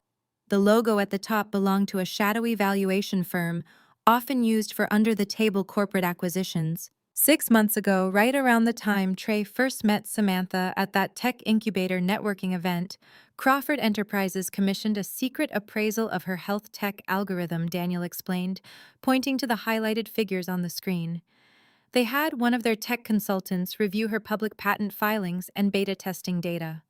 "The algorithm your sister built to manage hospital inventory is not just good, it is revolutionary." The appraiser projected that if the software is fully developed and sold to a major pharmaceutical or medical conglomerate, the patent alone is worth upward of $100 million. The air in my office suddenly felt freezing cold. My stomach twisted into a tight, sick knot as the true horror of Trey's actions washed over me. Trey did not love Samantha. He never loved her. The entire relationship, the whirlwind romance, the charming dates, the lavish proposal, and the extravagant wedding funded by the very creditors they were trying to appease. It was all a calculated, cold-blooded corporate heist masked as a love story. The marriage was an acquisition strategy, I whispered, my voice trembling with a mixture of absolute disgust and rising fury. Exactly, Daniel confirmed gently. Trey knew that if he married her without a prenup covering the business, or forced a post-nuptial agreement immediately after the wedding, he could use the joint marital asset laws to legally seize control of her company. They planned to steal the algorithm, sell it to the highest bidder, and use the $100 million to pay off their offshore lenders and save their fake empire. That is why Trey brought his lawyer to the warehouse, I said, my hands balling into fists at my sides. They needed the physical servers. They needed the proprietary code to hand over to their buyers. And because you showed up with Mr. Harrison and proved that Vanguard Forensics owns the intellectual property, you completely destroyed their exit strategy, Daniel said. You did not just save your sister's company, you effectively signed the death warrant for Crawford Enterprises. They have absolutely nothing left to offer the lenders. I stared at the appraisal report on the glass wall. They had looked at my little sister, a kind, brilliant woman who had already survived abandonment by our parents, and saw nothing but a winning lottery ticket. They were willing to destroy her life, trap her in a fraudulent marriage, and steal her life's work, just to save their own pathetic, rotting dynasty. I took a deep breath, pushing the emotional shock down, and replacing it with a cold, terrifying resolve. The Crawfords wanted to play a ruthless game of corporate survival. I was going to show them what ruthless truly looked like. Print all of this, I ordered Daniel, my voice turning to steel. Every offshore account, every default notice, and this appraisal report. I want hard copies. I will get it done, Daniel said, gathering his tablet. But he hesitated, remaining seated. He looked uncomfortable, a rare expression for my lead analyst. Olivia. There is one more thing. While we were tracing the money flow, we found something else. Something personal. I narrowed my eyes.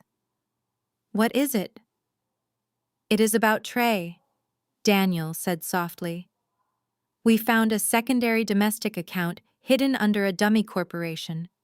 And when we looked at the transaction history, we realized the betrayal goes much deeper than the algorithm. I leaned over the glass desk, staring at the secondary account file Daniel had just opened on the monitor. What exactly are we looking at? I asked, my voice barely above a whisper. Daniel tapped the screen, pulling up a series of bank statements. Trey set up a limited liability company 3 years ago, he explained. On paper, it looks like a boutique consulting firm. But there is absolutely no business revenue. The only money moving into this account consists of regular weekly wire transfers. And the money moving out is entirely personal. I watched as a list of expenditures scrolled across the glowing screen. Monthly rent payments for a luxury loft in the Upper East Side. Thousands of dollars spent at high-end jewelers. First-class flights to Paris and Milan. Spa retreats. Designer handbags. Trey is maintaining a second household, Daniel said flatly. We ran a background check on the leaseholder of the loft. Her name is Vanessa Kensington. She is a socialite. She runs in the same circles as Jasmine. According to her social media, she has been Trey's girlfriend for the past 4 years. My mind struggled to process the timeline. 4 years. That meant Trey had been with Vanessa long before he ever met my sister, and he had kept her throughout his entire relationship and engagement to Samantha. But the Crawfords are broke, I said, tracing the transaction lines. If their assets are tied up and they are defaulting on their loans, how is Trey funding a luxury lifestyle for a mistress? Daniel looked at me, a deep sadness in his eyes. He is not using Crawford money, Olivia. He tapped the screen one last time, tracing the origin of the weekly wire transfers funding the dummy corporation. The account numbers appeared on the glass. I recognized them instantly. They were the routing numbers to Samantha's personal savings account. the account she had painstakingly built from her freelance coding jobs before she launched her startup. When Trey and Samantha got engaged, Daniel continued quietly. Trey convinced her to link their bank accounts for joint marital expenses. He told her he was putting her money into a high-yield investment portfolio to secure their future. Instead, he has been systematically siphoning thousands of dollars a week from her savings. He used your sister's hard-earned money to pay for his mistress's apartment and vacations. A cold, blinding fury washed over me. It was one thing to try and steal her algorithm for a corporate bailout. That was ruthless business. But to look a woman in the eyes, promise to love her, and secretly drain her bank account to buy diamonds for another woman was an act of pure sociopathic cruelty. Trey had weaponized my sister's trust to subsidize his double life. "Print these bank statements," I ordered, my voice trembling with rage. "Put them in a secure folder." I did not wait for Daniel to finish. I grabbed my coat and walked out of the office. The sun had completely set, and the New York air was biting cold as I stepped out of the Wall Street skyscraper. I told my driver to stay behind. I needed to be alone. I got into my personal car and gripped the steering wheel so tightly my knuckles ached. Samantha had insisted on going back to the upscale townhouse she and Trey had briefly shared. She only wanted to pack the last of her personal documents and childhood photo albums. Trey was supposed to be in meetings all afternoon with his lawyers, so she thought it was safe to go alone. But as I sped through the city streets weaving through the evening traffic, a heavy sense of dread settled in my stomach. I pulled up to the curb outside the towering modern townhouse. The exterior lights were blazing. As I walked up the stone steps to the front entrance, I noticed the heavy mahogany door was left slightly ajar. Before I could even reach for the handle, I heard the screaming. It was not Trey. It was Renee. Her shrill, furious voice echoed from the grand foyer, cutting through the quiet night air like a knife. I pushed the door open and stepped inside. Samantha was standing at the base of the grand staircase, clutching a small cardboard box to her chest. She looked terrified, backing away as Renee backed her into a corner. Renee was wearing another pristine designer suit, but her face was twisted into an ugly, desperate snarl. "You selfish, ignorant little girl!" Renee shrieked, her voice echoing off the marble floors. "You have absolutely no idea what you have done. You think you can just pack your bags and run away because of a minor disagreement over a contract. You are destroying this family." Samantha shook her head, tears spilling down her cheeks. "He tried to steal my company," she sobbed. "He was trying to protect our legacy." Renee fired back, stepping closer and jabbing a finger at Samantha. "We are experiencing a temporary cash flow issue. A minor liquidity problem that could have been solved if you were not such a stubborn, greedy gold digger. We brought you into our home, we elevated you from the gutter, and you repay us by locking us out of the servers when we need the capital the most." I stood in the doorway, the folder of bank statements heavy in my hand. Renee was standing in a house funded by fraud, wearing clothes bought with stolen money, and blaming my sister for the collapse of her fake empire. They had completely crossed the line. And I was about to drop a nuclear bomb on their entire reality. "Step away from her," I commanded. My voice did not echo like Renee's shrieks. It was low, hard, and absolute. Renee spun around, her eyes widening in surprise before narrowing into a glare of sheer contempt. "You have a lot of nerve walking into my son's house," Renee sneered, taking a menacing step toward me. "This is a private family conversation. Get out before I call the police and have you dragged out of here for trespassing." I did not retreat. I walked right past her and stood protectively in front of Samantha. My sister was trembling, clutching a small cardboard box of childhood photo albums to her chest like a shield. "This is not a conversation," I replied smoothly.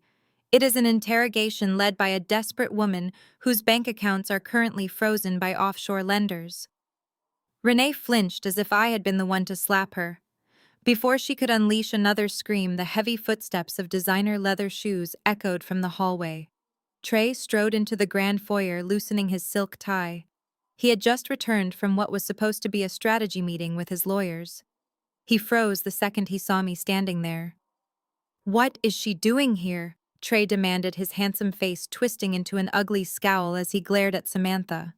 "I told you I did not want her toxic presence in our home."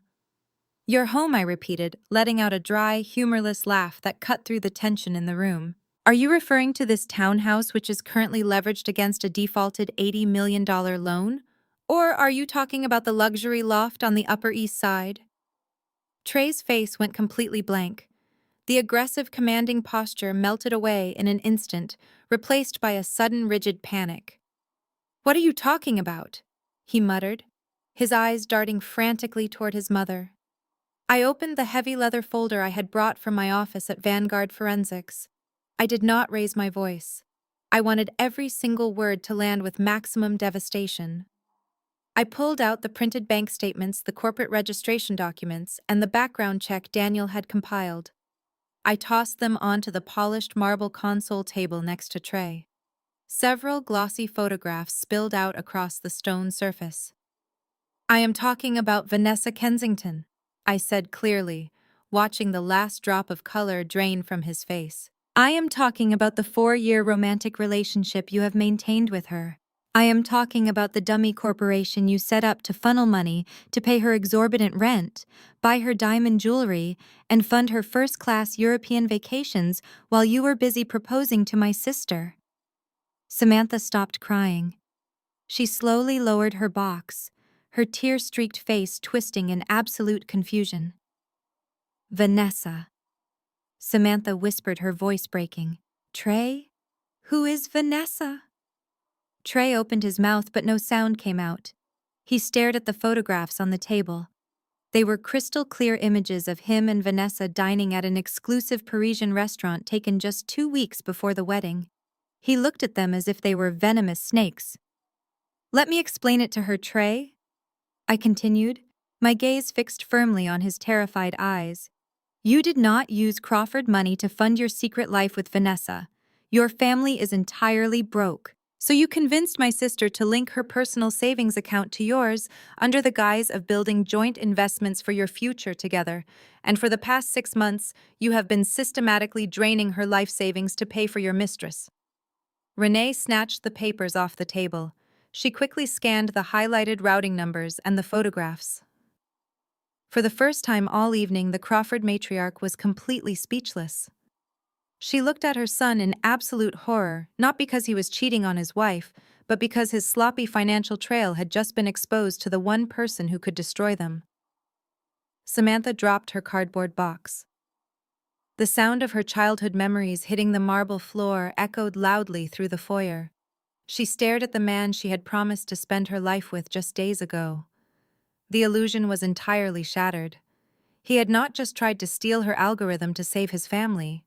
He had robbed her blind to fund another woman. He had weaponized her trust and love in the most vile way possible. "Let us go, Samantha," I said gently, placing a firm hand on her shoulder. "Leave the box. We will buy new photo albums. You are never stepping foot in this house again." As Samantha numbly turned toward the door, Trey finally snapped out of his paralyzed state. His panic morphed into violent defensive rage. He lunged forward, physically blocking the front door with his body. "You are not going anywhere," Trey shouted, pointing a shaking, aggressive finger at Samantha. "If you walk out that door right now, I will bury you. You are my wife. I will drag you through a divorce court so vicious it will make your head spin. I will take half of your pathetic little startup. I will freeze your remaining assets. I will leave you entirely homeless, begging on the street. You will have absolutely nothing." I looked at his desperate, flushed face and smiled. It was a cold, terrifying smile that made him take an involuntary step backward. "You cannot leave someone homeless when you are about to be evicted yourself," I replied softly. "And as for my sister, she is not going to be on the street. She is coming home with me." I took Samantha by the arm, pushed past Trey's trembling frame, and led her out into the cool night air. My private driver was waiting with the door open. We climbed into the back seat of the town car, leaving Trey and Renee standing in the doorway of their crumbling house. "Where are we going?" Samantha whispered, wiping her eyes as the car pulled away from the curb. I pulled her into a tight embrace. "I am taking you to my actual house," I said. "I have a $15 million estate waiting for us. It is time you saw the real family business." A full week passed since I pulled my sister out of that toxic townhouse. Samantha spent the first few days in the quiet sanctuary of my estate, processing the sheer magnitude of Trey's betrayal. While she healed, the Crawfords were spiraling into absolute chaos. Their $80 million default was looming over them like a guillotine. So naturally, they did what any desperate image-obsessed family would do. They threw a massive party. A thick gold-embossed envelope arrived at my security gate on Thursday. It was an invitation to the Crawford family annual charity gala, an event they hosted every year to raise money for local youth programs. Tucked inside the invitation was a handwritten note from Renee. It was dripping with artificial humility, claiming that emotions had run high, mistakes had been made, and she wanted to officially make peace for the sake of the family. It was a painfully obvious trap. The Crawfords did not want peace. They wanted a stage. They needed to secure new investors to bail them out of their offshore debt, and they needed to neutralize me before I could expose their financial rot to the public. They thought they could lure me into their territory and destroy my credibility. I decided to give them exactly what they wanted. IRSVP'd yes. The gala was held in the grand ballroom of the city's most expensive historical museum. When I arrived, the room was a blinding sea of crystal chandeliers, silk gowns, and tailored tuxedos. The Crawfords had clearly spent the last of their borrowed credit to make the event look as opulent as possible. Waiters circulated with silver trays of expensive champagne, and a string quartet played softly in the corner. I walked into the ballroom wearing a stunning floor-length emerald green gown. I immediately spotted Renee and Trey across the room aggressively networking with a group of elderly wealthy board members. They were smiling and laughing, but there was a frantic, wild energy in their eyes.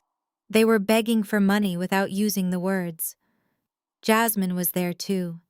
She was standing near the grand staircase, looking significantly less arrogant than the last time I saw her in police handcuffs.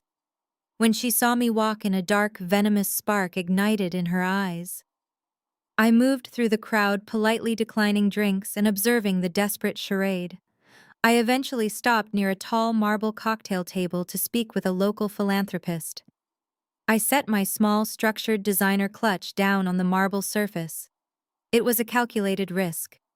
I kept my attention on the conversation, but monitored my peripheral vision constantly. Within minutes, Jasmine made her move. She glided through the crowd, pretending to be deeply engaged in a conversation with one of her socialite friends. As she brushed past my table, her hand darted out with practiced speed. She slipped a small, dark leather-bound book into the open clasp of my clutch and kept walking. I did not react. I simply picked up my purse, snapped it shut, and waited for the show to begin. I did not have to wait long. 10 minutes later, the string quartet suddenly stopped playing.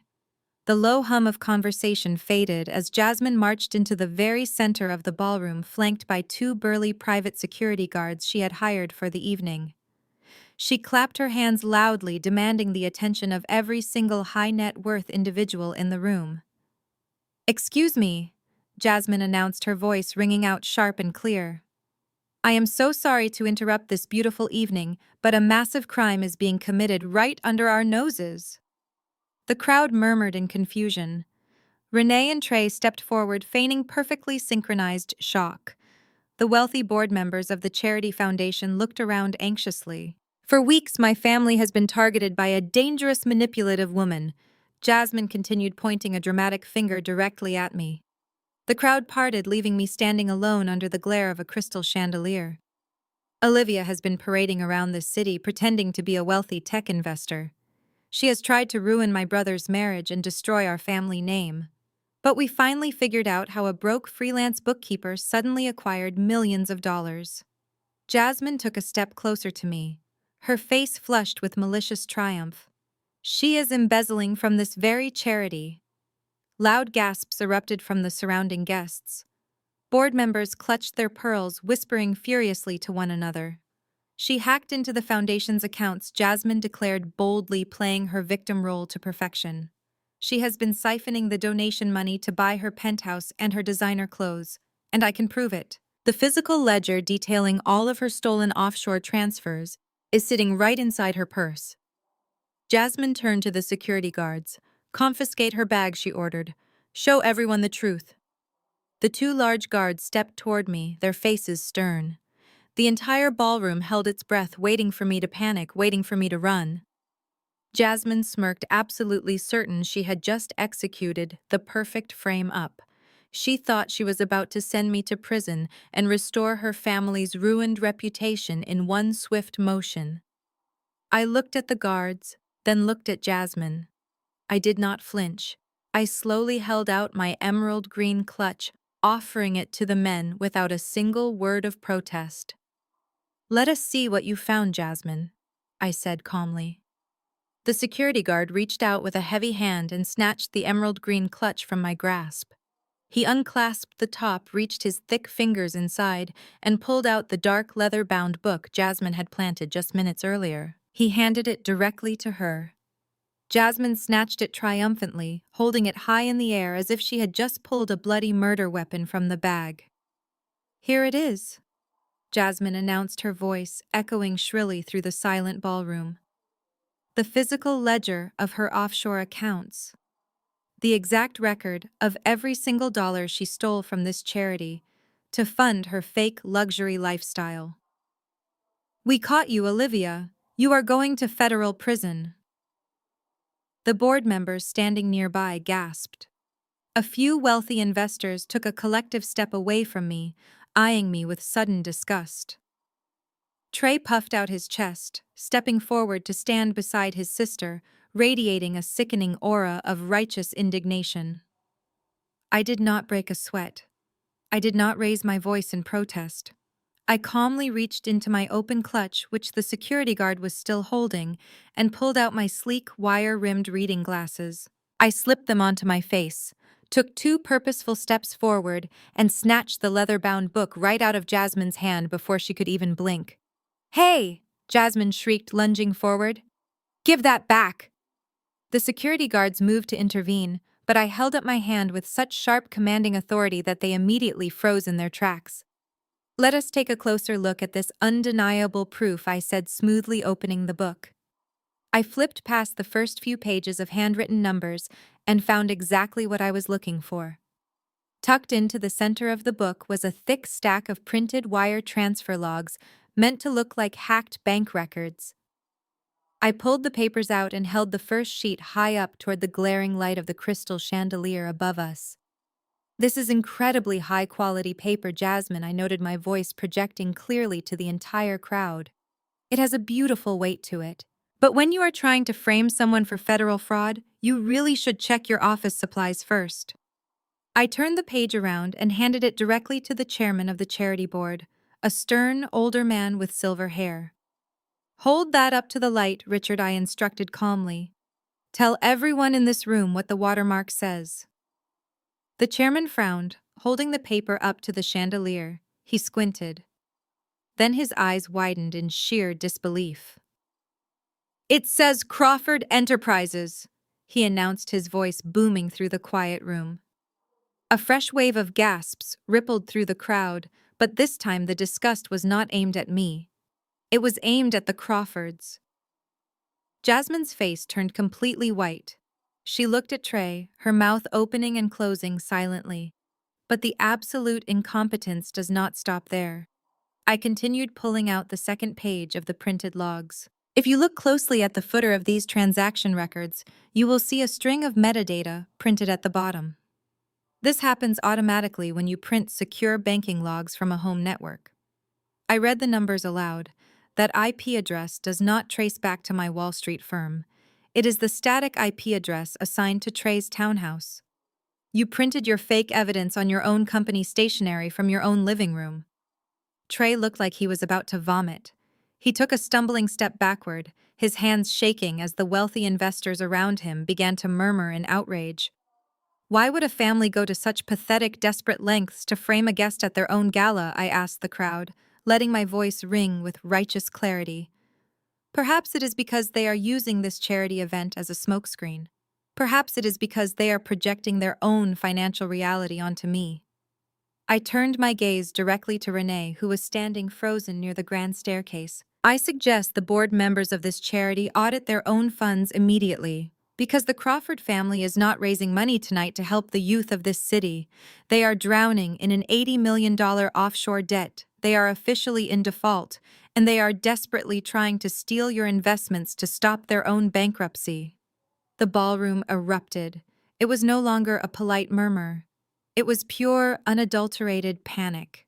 Investors began shouting demanding answers from Trey. Board members grabbed their phones furiously dialing their accountants.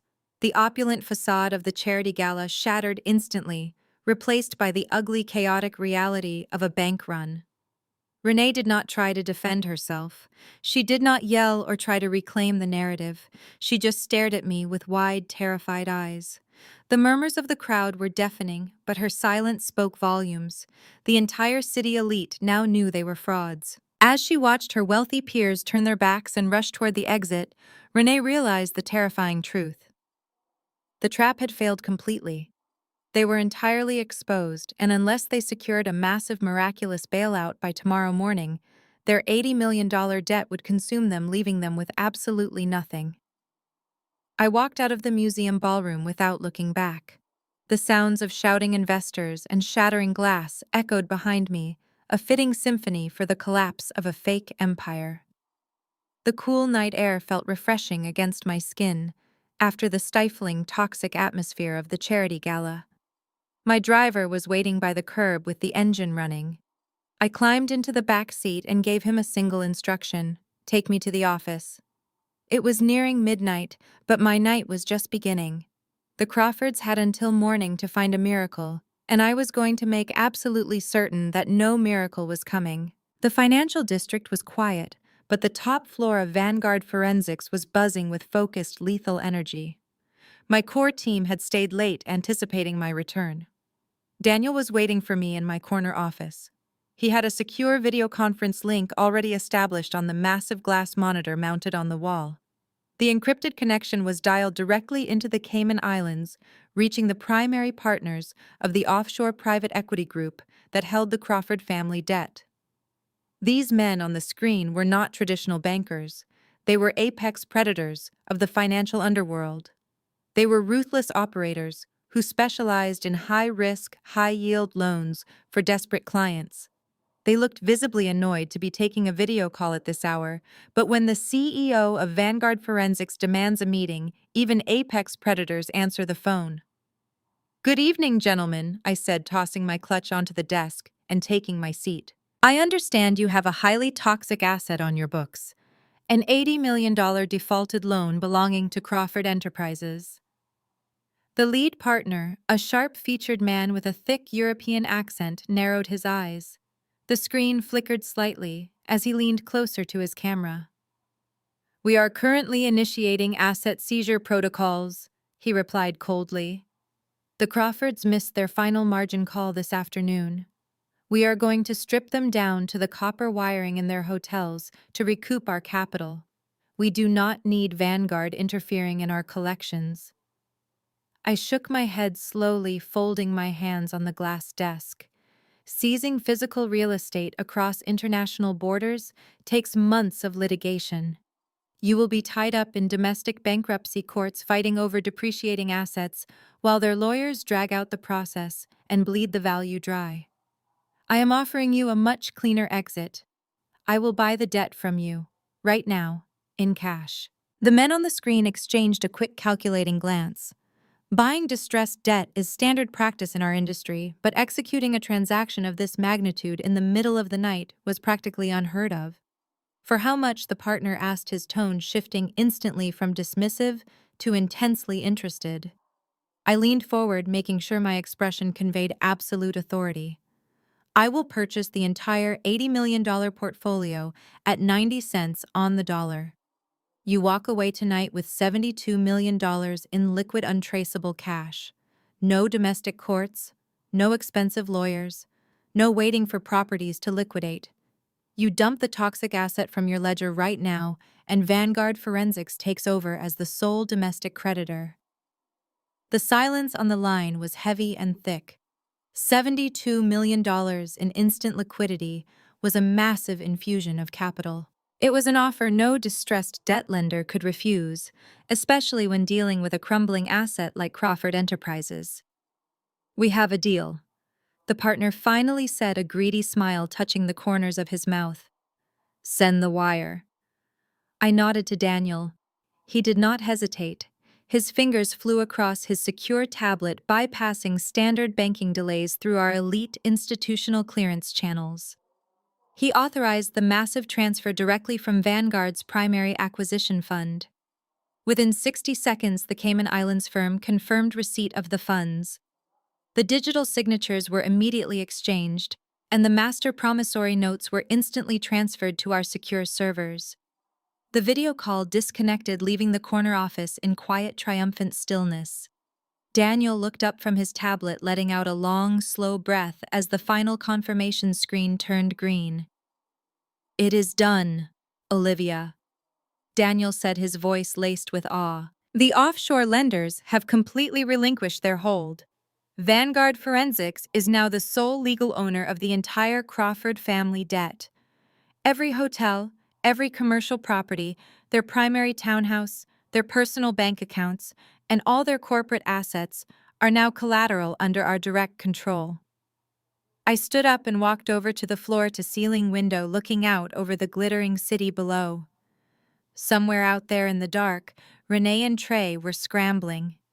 They were undoubtedly making desperate, panic-stricken phone calls to board members, begging for a bailout, completely unaware that the game was already over. They were trying to plug holes in a sinking ship that I now owned. They thought they could bully my sister and steal her life's work. They thought they could embarrass me by putting me in a kitchen. They thought they could frame me for fraud in front of the city elite. But tomorrow morning they were going to wake up and realize they did not even own the beds they slept in. The leash was firmly in my hand, and I was ready to pull it tight. The morning sun streamed through the massive floor-to-ceiling windows of my estate. For the first time in over a week, the house felt genuinely peaceful. The offshore debt was secured. The Crawford family was entirely at my mercy. I walked into the kitchen and found Samantha sitting at the marble island, sipping a cup of tea. She looked exhausted, but the heavy, terrified weight that had been crushing her seemed to have finally lifted. We were safe. That peace lasted exactly until the intercom on the wall buzzed. It was the head of my private security detail down at the main gate. He informed me that my parents, Richard and Patricia, had arrived and were demanding to see Samantha. I considered telling security to turn them away, but a small, naive part of me thought that perhaps they had seen the viral footage of the gala last night.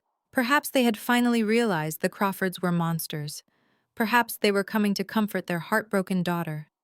I authorized the gate to open. 10 minutes later, Richard and Patricia practically sprinted through the front doors. They paused for a fraction of a second, their eyes sweeping over the soaring ceilings, the imported artwork, and the undeniable proof of my wealth. But their greed was entirely overshadowed by a frantic, sweating desperation.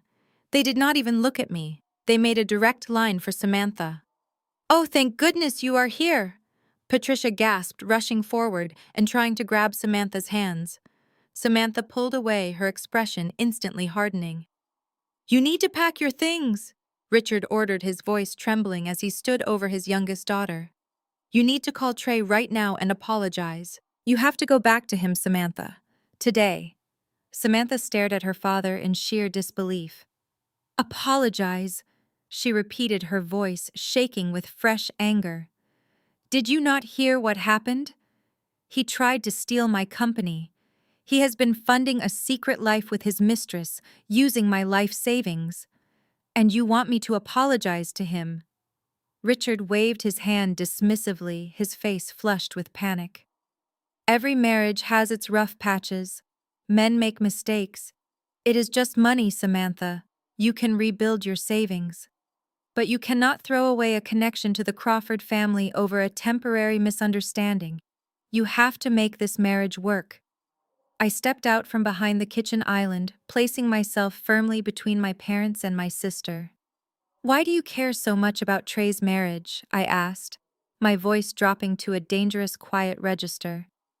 "Why are you so desperate to push your daughter back into the arms of a man who abused her trust?" Patricia burst into tears. It was not a mother's cry of sorrow for her child.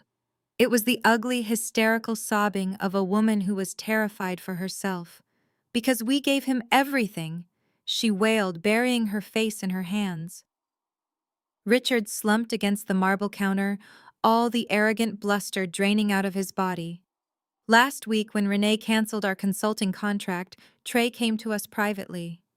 Richard confessed, refusing to meet my eyes. He said he felt terrible about his mother's behavior. He told us he was secretly launching a massive new commercial project independent of his family, and he wanted us to be the primary investors. He promised us a guaranteed triple return within 6 months. I felt a cold chill run down my spine as the final piece of the puzzle snapped into place. "What did you do, Richard?" I demanded. "We took out a second mortgage on the house," he whispered, his voice cracking. "We liquidated our retirement accounts. We gave Trey a cashier's check for $600,000. But he called us this morning in a complete panic. He said investors were pulling out because of some rumor about a charity gala, and that if Samantha did not come back to him today to publicly show a united front, the project would collapse. If that project fails, we lose the house. We lose everything." I looked at the two of them standing in my kitchen, completely ruined by their own unquenchable greed. They had tied their own noose to a sinking ship. Trey had recognized their desperation and scammed them out of everything they owned to generate quick cash for his offshore lenders. "There is no commercial project," I said, my voice completely devoid of pity. Richard snapped his head up. "What are you talking about?"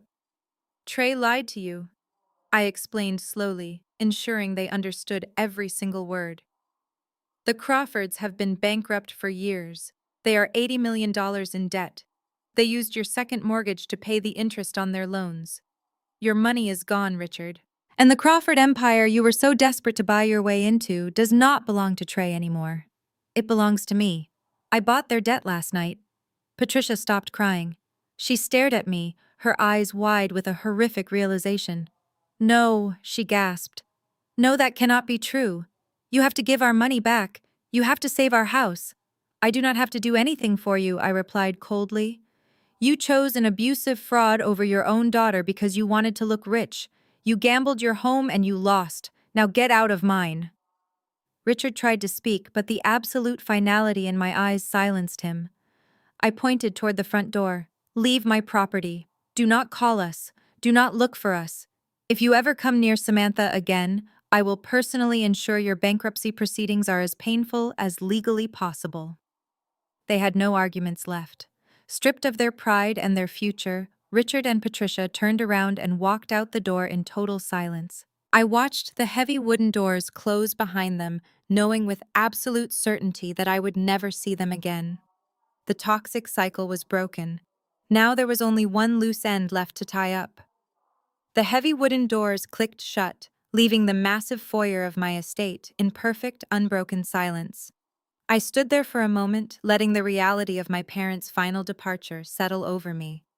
The toxic anchor that had dragged us down for over a decade was finally cut loose. I turned around and walked back into the kitchen, fully intending to pour myself a fresh cup of coffee and enjoy a quiet morning with my sister. But peace, it seemed, was not on the schedule for today. Before I could even reach the coffee maker, my secure, encrypted phone began vibrating intensely on the marble island. It was Daniel, my lead forensic analyst. I picked it up and answered immediately. "Turn on the local financial news network," Daniel said, his voice tight with urgent disbelief. "Channel 4. Right now." I grabbed the remote and turned on the massive flat-screen television mounted on the kitchen wall. The screen flickered to life, showing a live shot of the city's most opulent building, the Crawford Plaza Hotel. A polished news anchor was standing outside the glass doors, holding a microphone, while a graphic flashed across the bottom of the screen. Breaking news this morning from the real estate sector, the anchor announced, looking directly into the camera. Crawford Enterprises, a cornerstone of the city's commercial property market, has just announced an emergency press conference scheduled for noon today in their flagship hotel ballroom. Insiders are teasing a historic, massive merger with an undisclosed international conglomerate. Speculation is already driving their stock prices up in pre-market trading as investors anticipate a massive injection of foreign capital. Samantha walked up beside me, staring at the screen in complete confusion. "A merger?" she asked, looking at me. "How can they be announcing a merger? You bought their debt last night. They are completely bankrupt. Who in their right mind would merge with a company that has zero assets?" "Nobody is merging with them," I replied, a cold, predatory smile spreading across my face. I raised the phone back to my ear. "Daniel, have they filed any official merger documents with the Securities and Exchange Commission?" "Absolutely not," Daniel confirmed over the phone. "I have been monitoring the federal databases all morning. There is no paperwork. There is no international conglomerate. There is no foreign capital. They are completely making it up." "Why would they do that?" Samantha asked. Her brow furrowed. "They are going to get caught the second reporters ask for the legal filings. They do not care about tomorrow," I explained to her, keeping my eyes on the television screen where the Crawford stock ticker was flashing green, ticking slowly upward, based purely on the rumor. "They are trying to survive today. By announcing a fake merger on live television, they are intentionally lying to the press and the public to artificially inflate their stock price one last time. It is a desperate pump and dump scheme. They are hoping the stock shoots up just high enough for them to secure a massive emergency line of credit from a domestic bank before the truth comes out." "That is highly illegal," Samantha said, her eyes widening in shock. "That is blatant securities fraud." "It is a federal crime," I agreed smoothly. "Renee and Trey are backed into a corner. They know their offshore lenders were ready to collect, and they do not know that Vanguard Forensics owns the debt now. They think if they can just steal enough cash from the public market today, they can pay off the default and cover their tracks. They are literally digging their own graves in front of live cameras." I hung up the phone and looked at my sister. The fear and exhaustion that had plagued her for the past week were entirely gone, replaced by a sharp, focused clarity. She finally understood the monster she had almost married. "We are not going to sit here and watch this on television," I said, setting the remote down on the marble counter. "It is time to end this. Go upstairs to the guest suite. I had my personal stylist deliver something for you this morning. Get dressed. We are leaving in an hour." 45 minutes later, I stood in the grand foyer waiting for her. I was wearing an immaculate tailored navy blue power suit with a crisp white silk blouse. I wore no flashy jewelry, only a classic luxury watch. This was not about showing off wealth. This was about projecting absolute untouchable authority. I heard footsteps on the stairs and looked up. Samantha walked down and my breath caught in my throat. She was wearing a perfectly fitted stark white designer suit. It was a brilliant, defiant contrast to the wedding dress she had worn just days ago. Her posture was straight, her chin was held high, and the terrified, weeping girl who had been bullied by the Crawfords was entirely gone. In her place stood a brilliant tech CEO radiating strength and independence. She reached the bottom of the stairs and stopped in front of me. She looked like a warrior ready for battle. "Are we going to stop the press conference?" Samantha asked, her voice steady and resolute. I checked my watch, then looked up at my sister with a razor-sharp smile. "We are not just going to stop it, we are going to bury them, ready to go to a funeral." We arrived at the Crawford Plaza Hotel just 10 minutes before noon. The sheer scale of the media circus outside the building was staggering. Satellite trucks from every major local news network were parked haphazardly along the street, their massive antennas aimed toward the sky. Reporters were doing live stand-up broadcasts on the sidewalk, breathlessly reporting on the rumored international merger that was about to save the city's most famous real estate empire.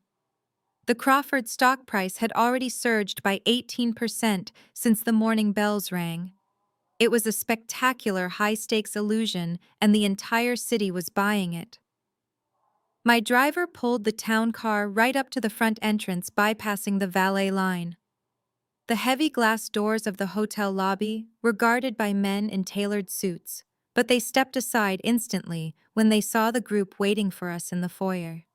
Mr. Harrison, my lead corporate litigator, was standing there with a dozen of his top attorneys. Standing right behind them, looking grim and entirely unamused by the opulent surroundings, were 6 fully uniformed federal marshals. Their gold badges gleamed sharply against their dark tactical vests. Mr. Harrison gave me a curt nod. "The paperwork is filed." "Olivia," he said quietly, "the asset freeze is active. The hotel is officially under your jurisdiction." I looked at Samantha. She took a deep breath, her eyes locking onto the heavy gold-plated double doors of the grand ballroom at the end of the hall. "Let us go," she said, her voice completely steady. Inside the ballroom, the atmosphere was electric. We stood just outside the doors, listening to the muffled roar of the crowd. The space was packed shoulder to shoulder with financial journalists, local politicians, and wealthy investors. The flashing of camera lenses created a continuous blinding strobe effect. Through the crack in the doors, I could see the massive stage set up at the front of the room. The Crawford Enterprises logo was projected onto a giant screen behind the podium. Trey and Renee were standing there, bathing in the bright television lights. They both looked immaculate. Trey was wearing a custom Italian suit, gripping the edges of the podium with a practiced, confident smile. Renee stood right beside him, projecting the ultimate image of a proud, untouchable matriarch. For generations, the Crawford family has been the absolute foundation of this city. Trey's voice boomed through the massive speaker system, echoing with artificial confidence. "We have built a legacy on trust, vision, and unparalleled financial strength. And today I am incredibly proud to announce that our legacy is expanding globally. We are entering the final stages of a historic merger with a massive international conglomerate. This infusion of foreign capital will not only solidify our position as market leaders, but it will bring thousands of jobs to our community." The crowd erupted into enthusiastic applause. Camera shutters clicked frantically. Renee leaned toward the microphone, smiling warmly at the sea of reporters. "We have always believed in generational wealth," Renee added smoothly. "And this merger ensures that the Crawford name will remain a symbol of power and prosperity for decades to come." I pushed the heavy gold-plated doors open. It was not a quiet entrance. The heavy wooden doors slammed back against the marble walls with a deafening crack that echoed like a gunshot over the applause. The sound was so jarring that the journalists in the back rows immediately stopped clapping and spun around. The cameras followed their gaze. The bright television spotlights shifted toward the back of the room, illuminating us perfectly. Samantha and I walked through the doorway, stepping onto the plush red carpet of the center aisle. Behind us, the impenetrable wall of charcoal suits and tactical gear filed into the room in perfect unison. We did not rush. We walked with a slow, deliberate, and terrifying purpose. The applause died instantly. The room fell into a sudden, suffocating silence. The only sounds left were the rapid clicking of camera shutters as the press realized something completely unscripted and highly dramatic was happening. The crowd parted like the Red Sea, wealthy investors and seasoned reporters scrambling out of our way to clear the center aisle. On the stage, Trey froze mid-sentence. His confident, handsome smile dissolved into an expression of pure, unadulterated terror. He gripped the edges of the podium so hard his knuckles turned stark white. Renee took a stumbling step backward, her perfectly composed mask shattering into a look of absolute panic as she recognized the federal marshals flanking us. "Security!" Renee shrieked into the live microphone, the sudden panic in her voice completely destroying her facade of power. "Security, remove these women immediately. They are trespassing. Arrest them!" There were a dozen private hotel security guards stationed around the perimeter of the ballroom. When Renee screamed the order, a few of them instinctively reached for their radios and took a step forward, but they did not move any further. The lead federal marshal stepped ahead of me, raising a heavy hand. He did not yell. He simply tapped the gold badge pinned to his chest. The private security guards took one look at the federal agents, looked at the army of corporate litigators, and immediately backed down. They lowered their hands, stepping away from the aisle, refusing to intervene. Renee stared at her own security detail in complete disbelief. "Why are you just standing there?" she screamed, her voice cracking over the speakers. "Throw them out! I own this hotel!" I reached the front of the stage, looking up at the terrified woman trembling behind the podium. "No, Renee," I said, my voice carrying clearly through the silent room without a microphone. "You do not." I walked up the 3 short, carpeted steps onto the main stage. Trey instinctively backed away from me, his polished dress shoes slipping slightly on the slick stage floor, nearly knocking over a massive floral arrangement. Renee stood completely frozen behind the clear acrylic podium, her mouth opening and closing in silent, panicked shock. A seasoned financial reporter from the front row had rushed forward during the commotion, holding out a wireless microphone to capture whatever confrontation was about to unfold. I reached out and took the microphone directly from his hand. He did not resist. Everyone in the room was entirely captivated by the sheer, undeniable authority radiating from my presence, backed by a wall of elite corporate litigators and armed federal agents. I turned my back on the Crawfords and faced the blinding array of camera flashes and the sea of shocked journalists. "Good afternoon," I said, my voice echoing powerfully through the ballroom speakers, entirely drowning out Renee's frantic, desperate whispers behind me. Many of you might recognize me from the ridiculous rumors circulating this past week. The Crawfords have painted me as a bitter, low-class freelancer, a jealous sister trying to ruin a wedding, a woman who supposedly tried to embezzle from their charity gala last night. I paused, letting the weight of those false accusations hang in the heavy air for a fraction of a second, before completely annihilating them. "But my name is not just Olivia," I stated, my tone shifting to cold, hard steel. "I am the founder and chief executive officer of Vanguard Forensics, a private equity and debt acquisition firm based on Wall Street." A loud collective murmur of recognition rippled through the financial journalists in the front rows. They knew exactly what Vanguard Forensics was. They knew our reputation for ruthless corporate dismantling. They knew we did not attend press conferences unless we were delivering a death blow. Trey Crawford and his mother stood before you today and announced a historic merger with an international conglomerate. I continued pacing slowly and deliberately across the front of the stage. They promised you a massive infusion of foreign capital. They watched their stock prices surge by 18% this morning, based entirely on that promise. But there is no international conglomerate. There is no foreign capital. There are no SEC filings, no signed term sheets, and absolutely no merger. They are blatantly lying to you, to their shareholders, and to the federal government in a desperate attempt to commit securities fraud on live television.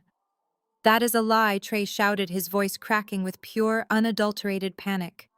He lunged toward me, trying to snatch the microphone, but 2 federal marshals immediately stepped onto the stage, physically blocking his path and forcing him back. "She is lying to you. Turn off the cameras. Turn them off right now."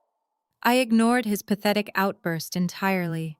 I reached my free hand out, and Mr. Harrison stepped forward, placing a thick, heavily bound legal folder directly into my palm. I opened it and pulled out the Master Debt Ledger, a document bearing the heavy gold seals of the Cayman Islands Financial Registry. I held it up high for every single camera lens in the room to capture. "The Crawfords are not expanding their legacy today," I declared, my voice ringing with absolute lethal clarity. "They are completely, irrecoverably insolvent. For the past decade, Crawford Enterprises has operated as a glorified Ponzi scheme, leveraging depreciating commercial properties to secure massive loans from offshore private equity lenders. As of yesterday afternoon, they were exactly $80 million in debt. They missed their final margin call, and their offshore accounts went into severe, irreversible default." The ballroom descended into absolute chaos. Reporters were shouting questions over each other, shoving their recording devices toward the stage. Wealthy investors who had just bought the surging stock were screaming into their cell phones frantically, ordering their brokers to sell before the market realized the terrifying truth. The flashing of the cameras turned into a blinding, continuous storm of white light. I held up my hand, demanding silence. The sheer gravity of the moment forced the room to quiet down just enough for my final words to echo off the high ceilings. Last night at midnight, Vanguard Forensics purchased the entirety of that $80 million distressed debt portfolio, I stated coldly. I slowly turned around to look directly at Renee and Trey, ensuring they felt the full crushing weight of their destruction. I am not just Samantha's sister. I am your sole creditor.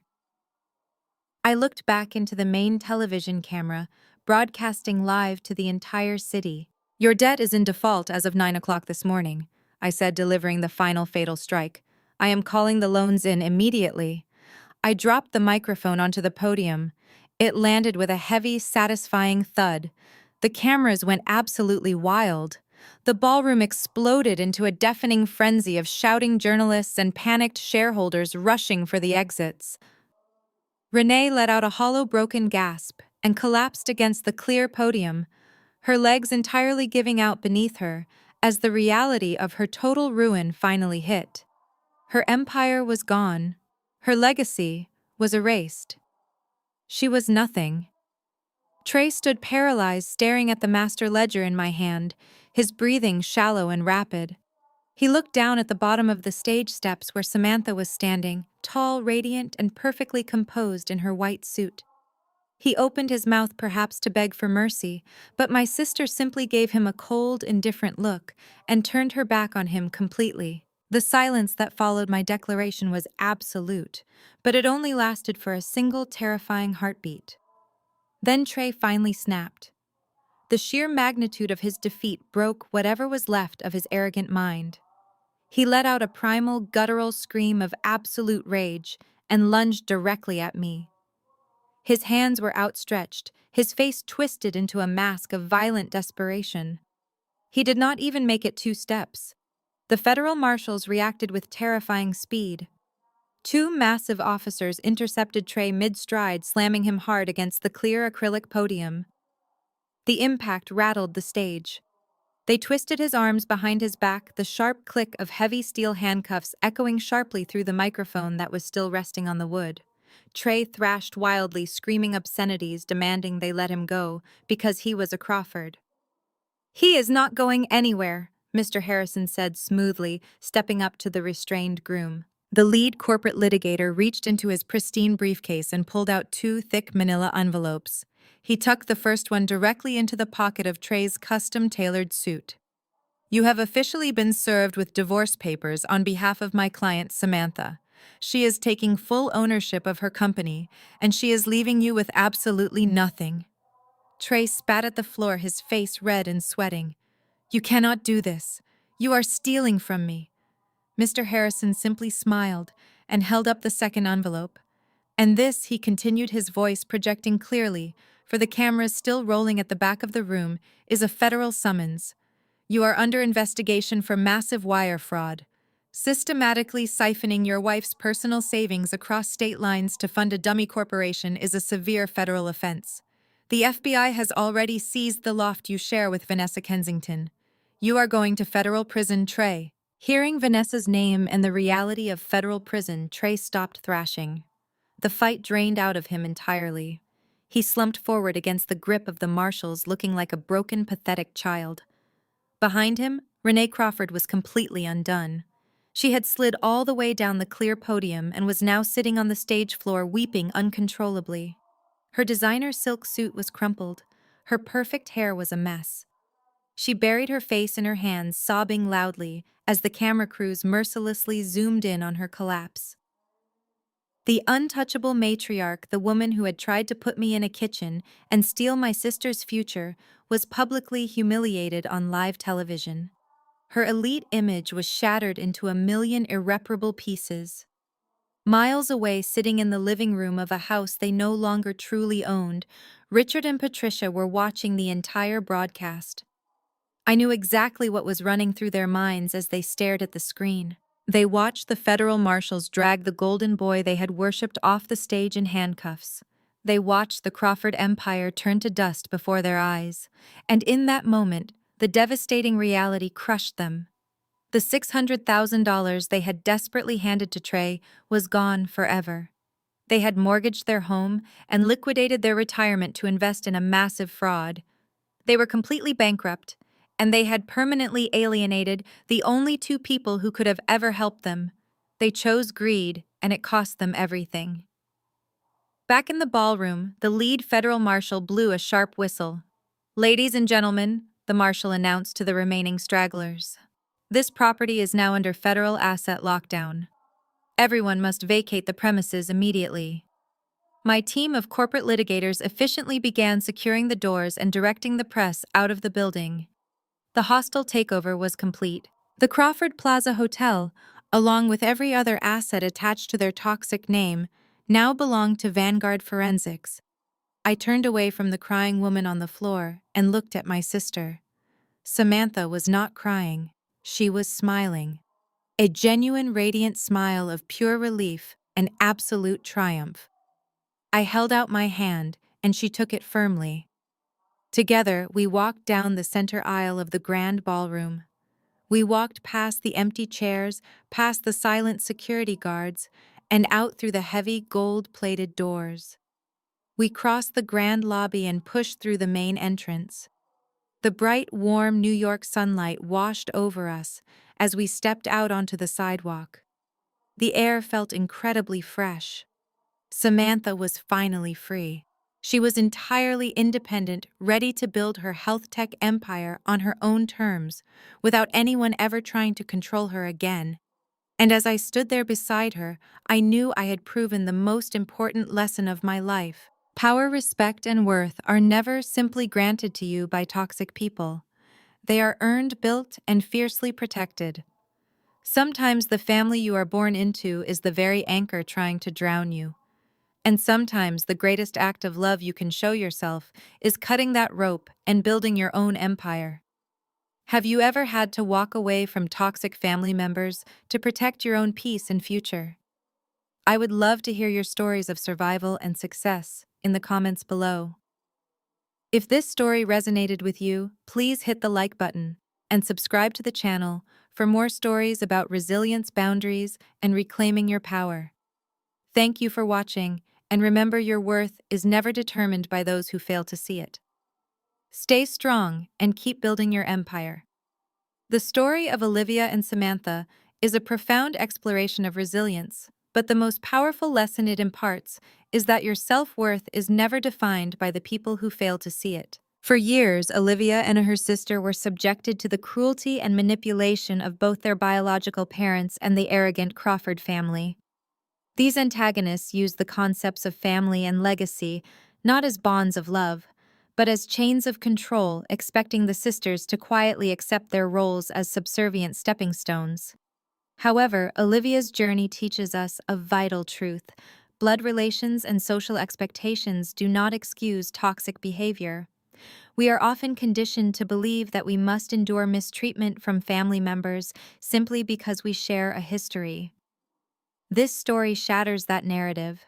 It reveals that staying in a toxic environment out of a misplaced sense of duty only enables further exploitation.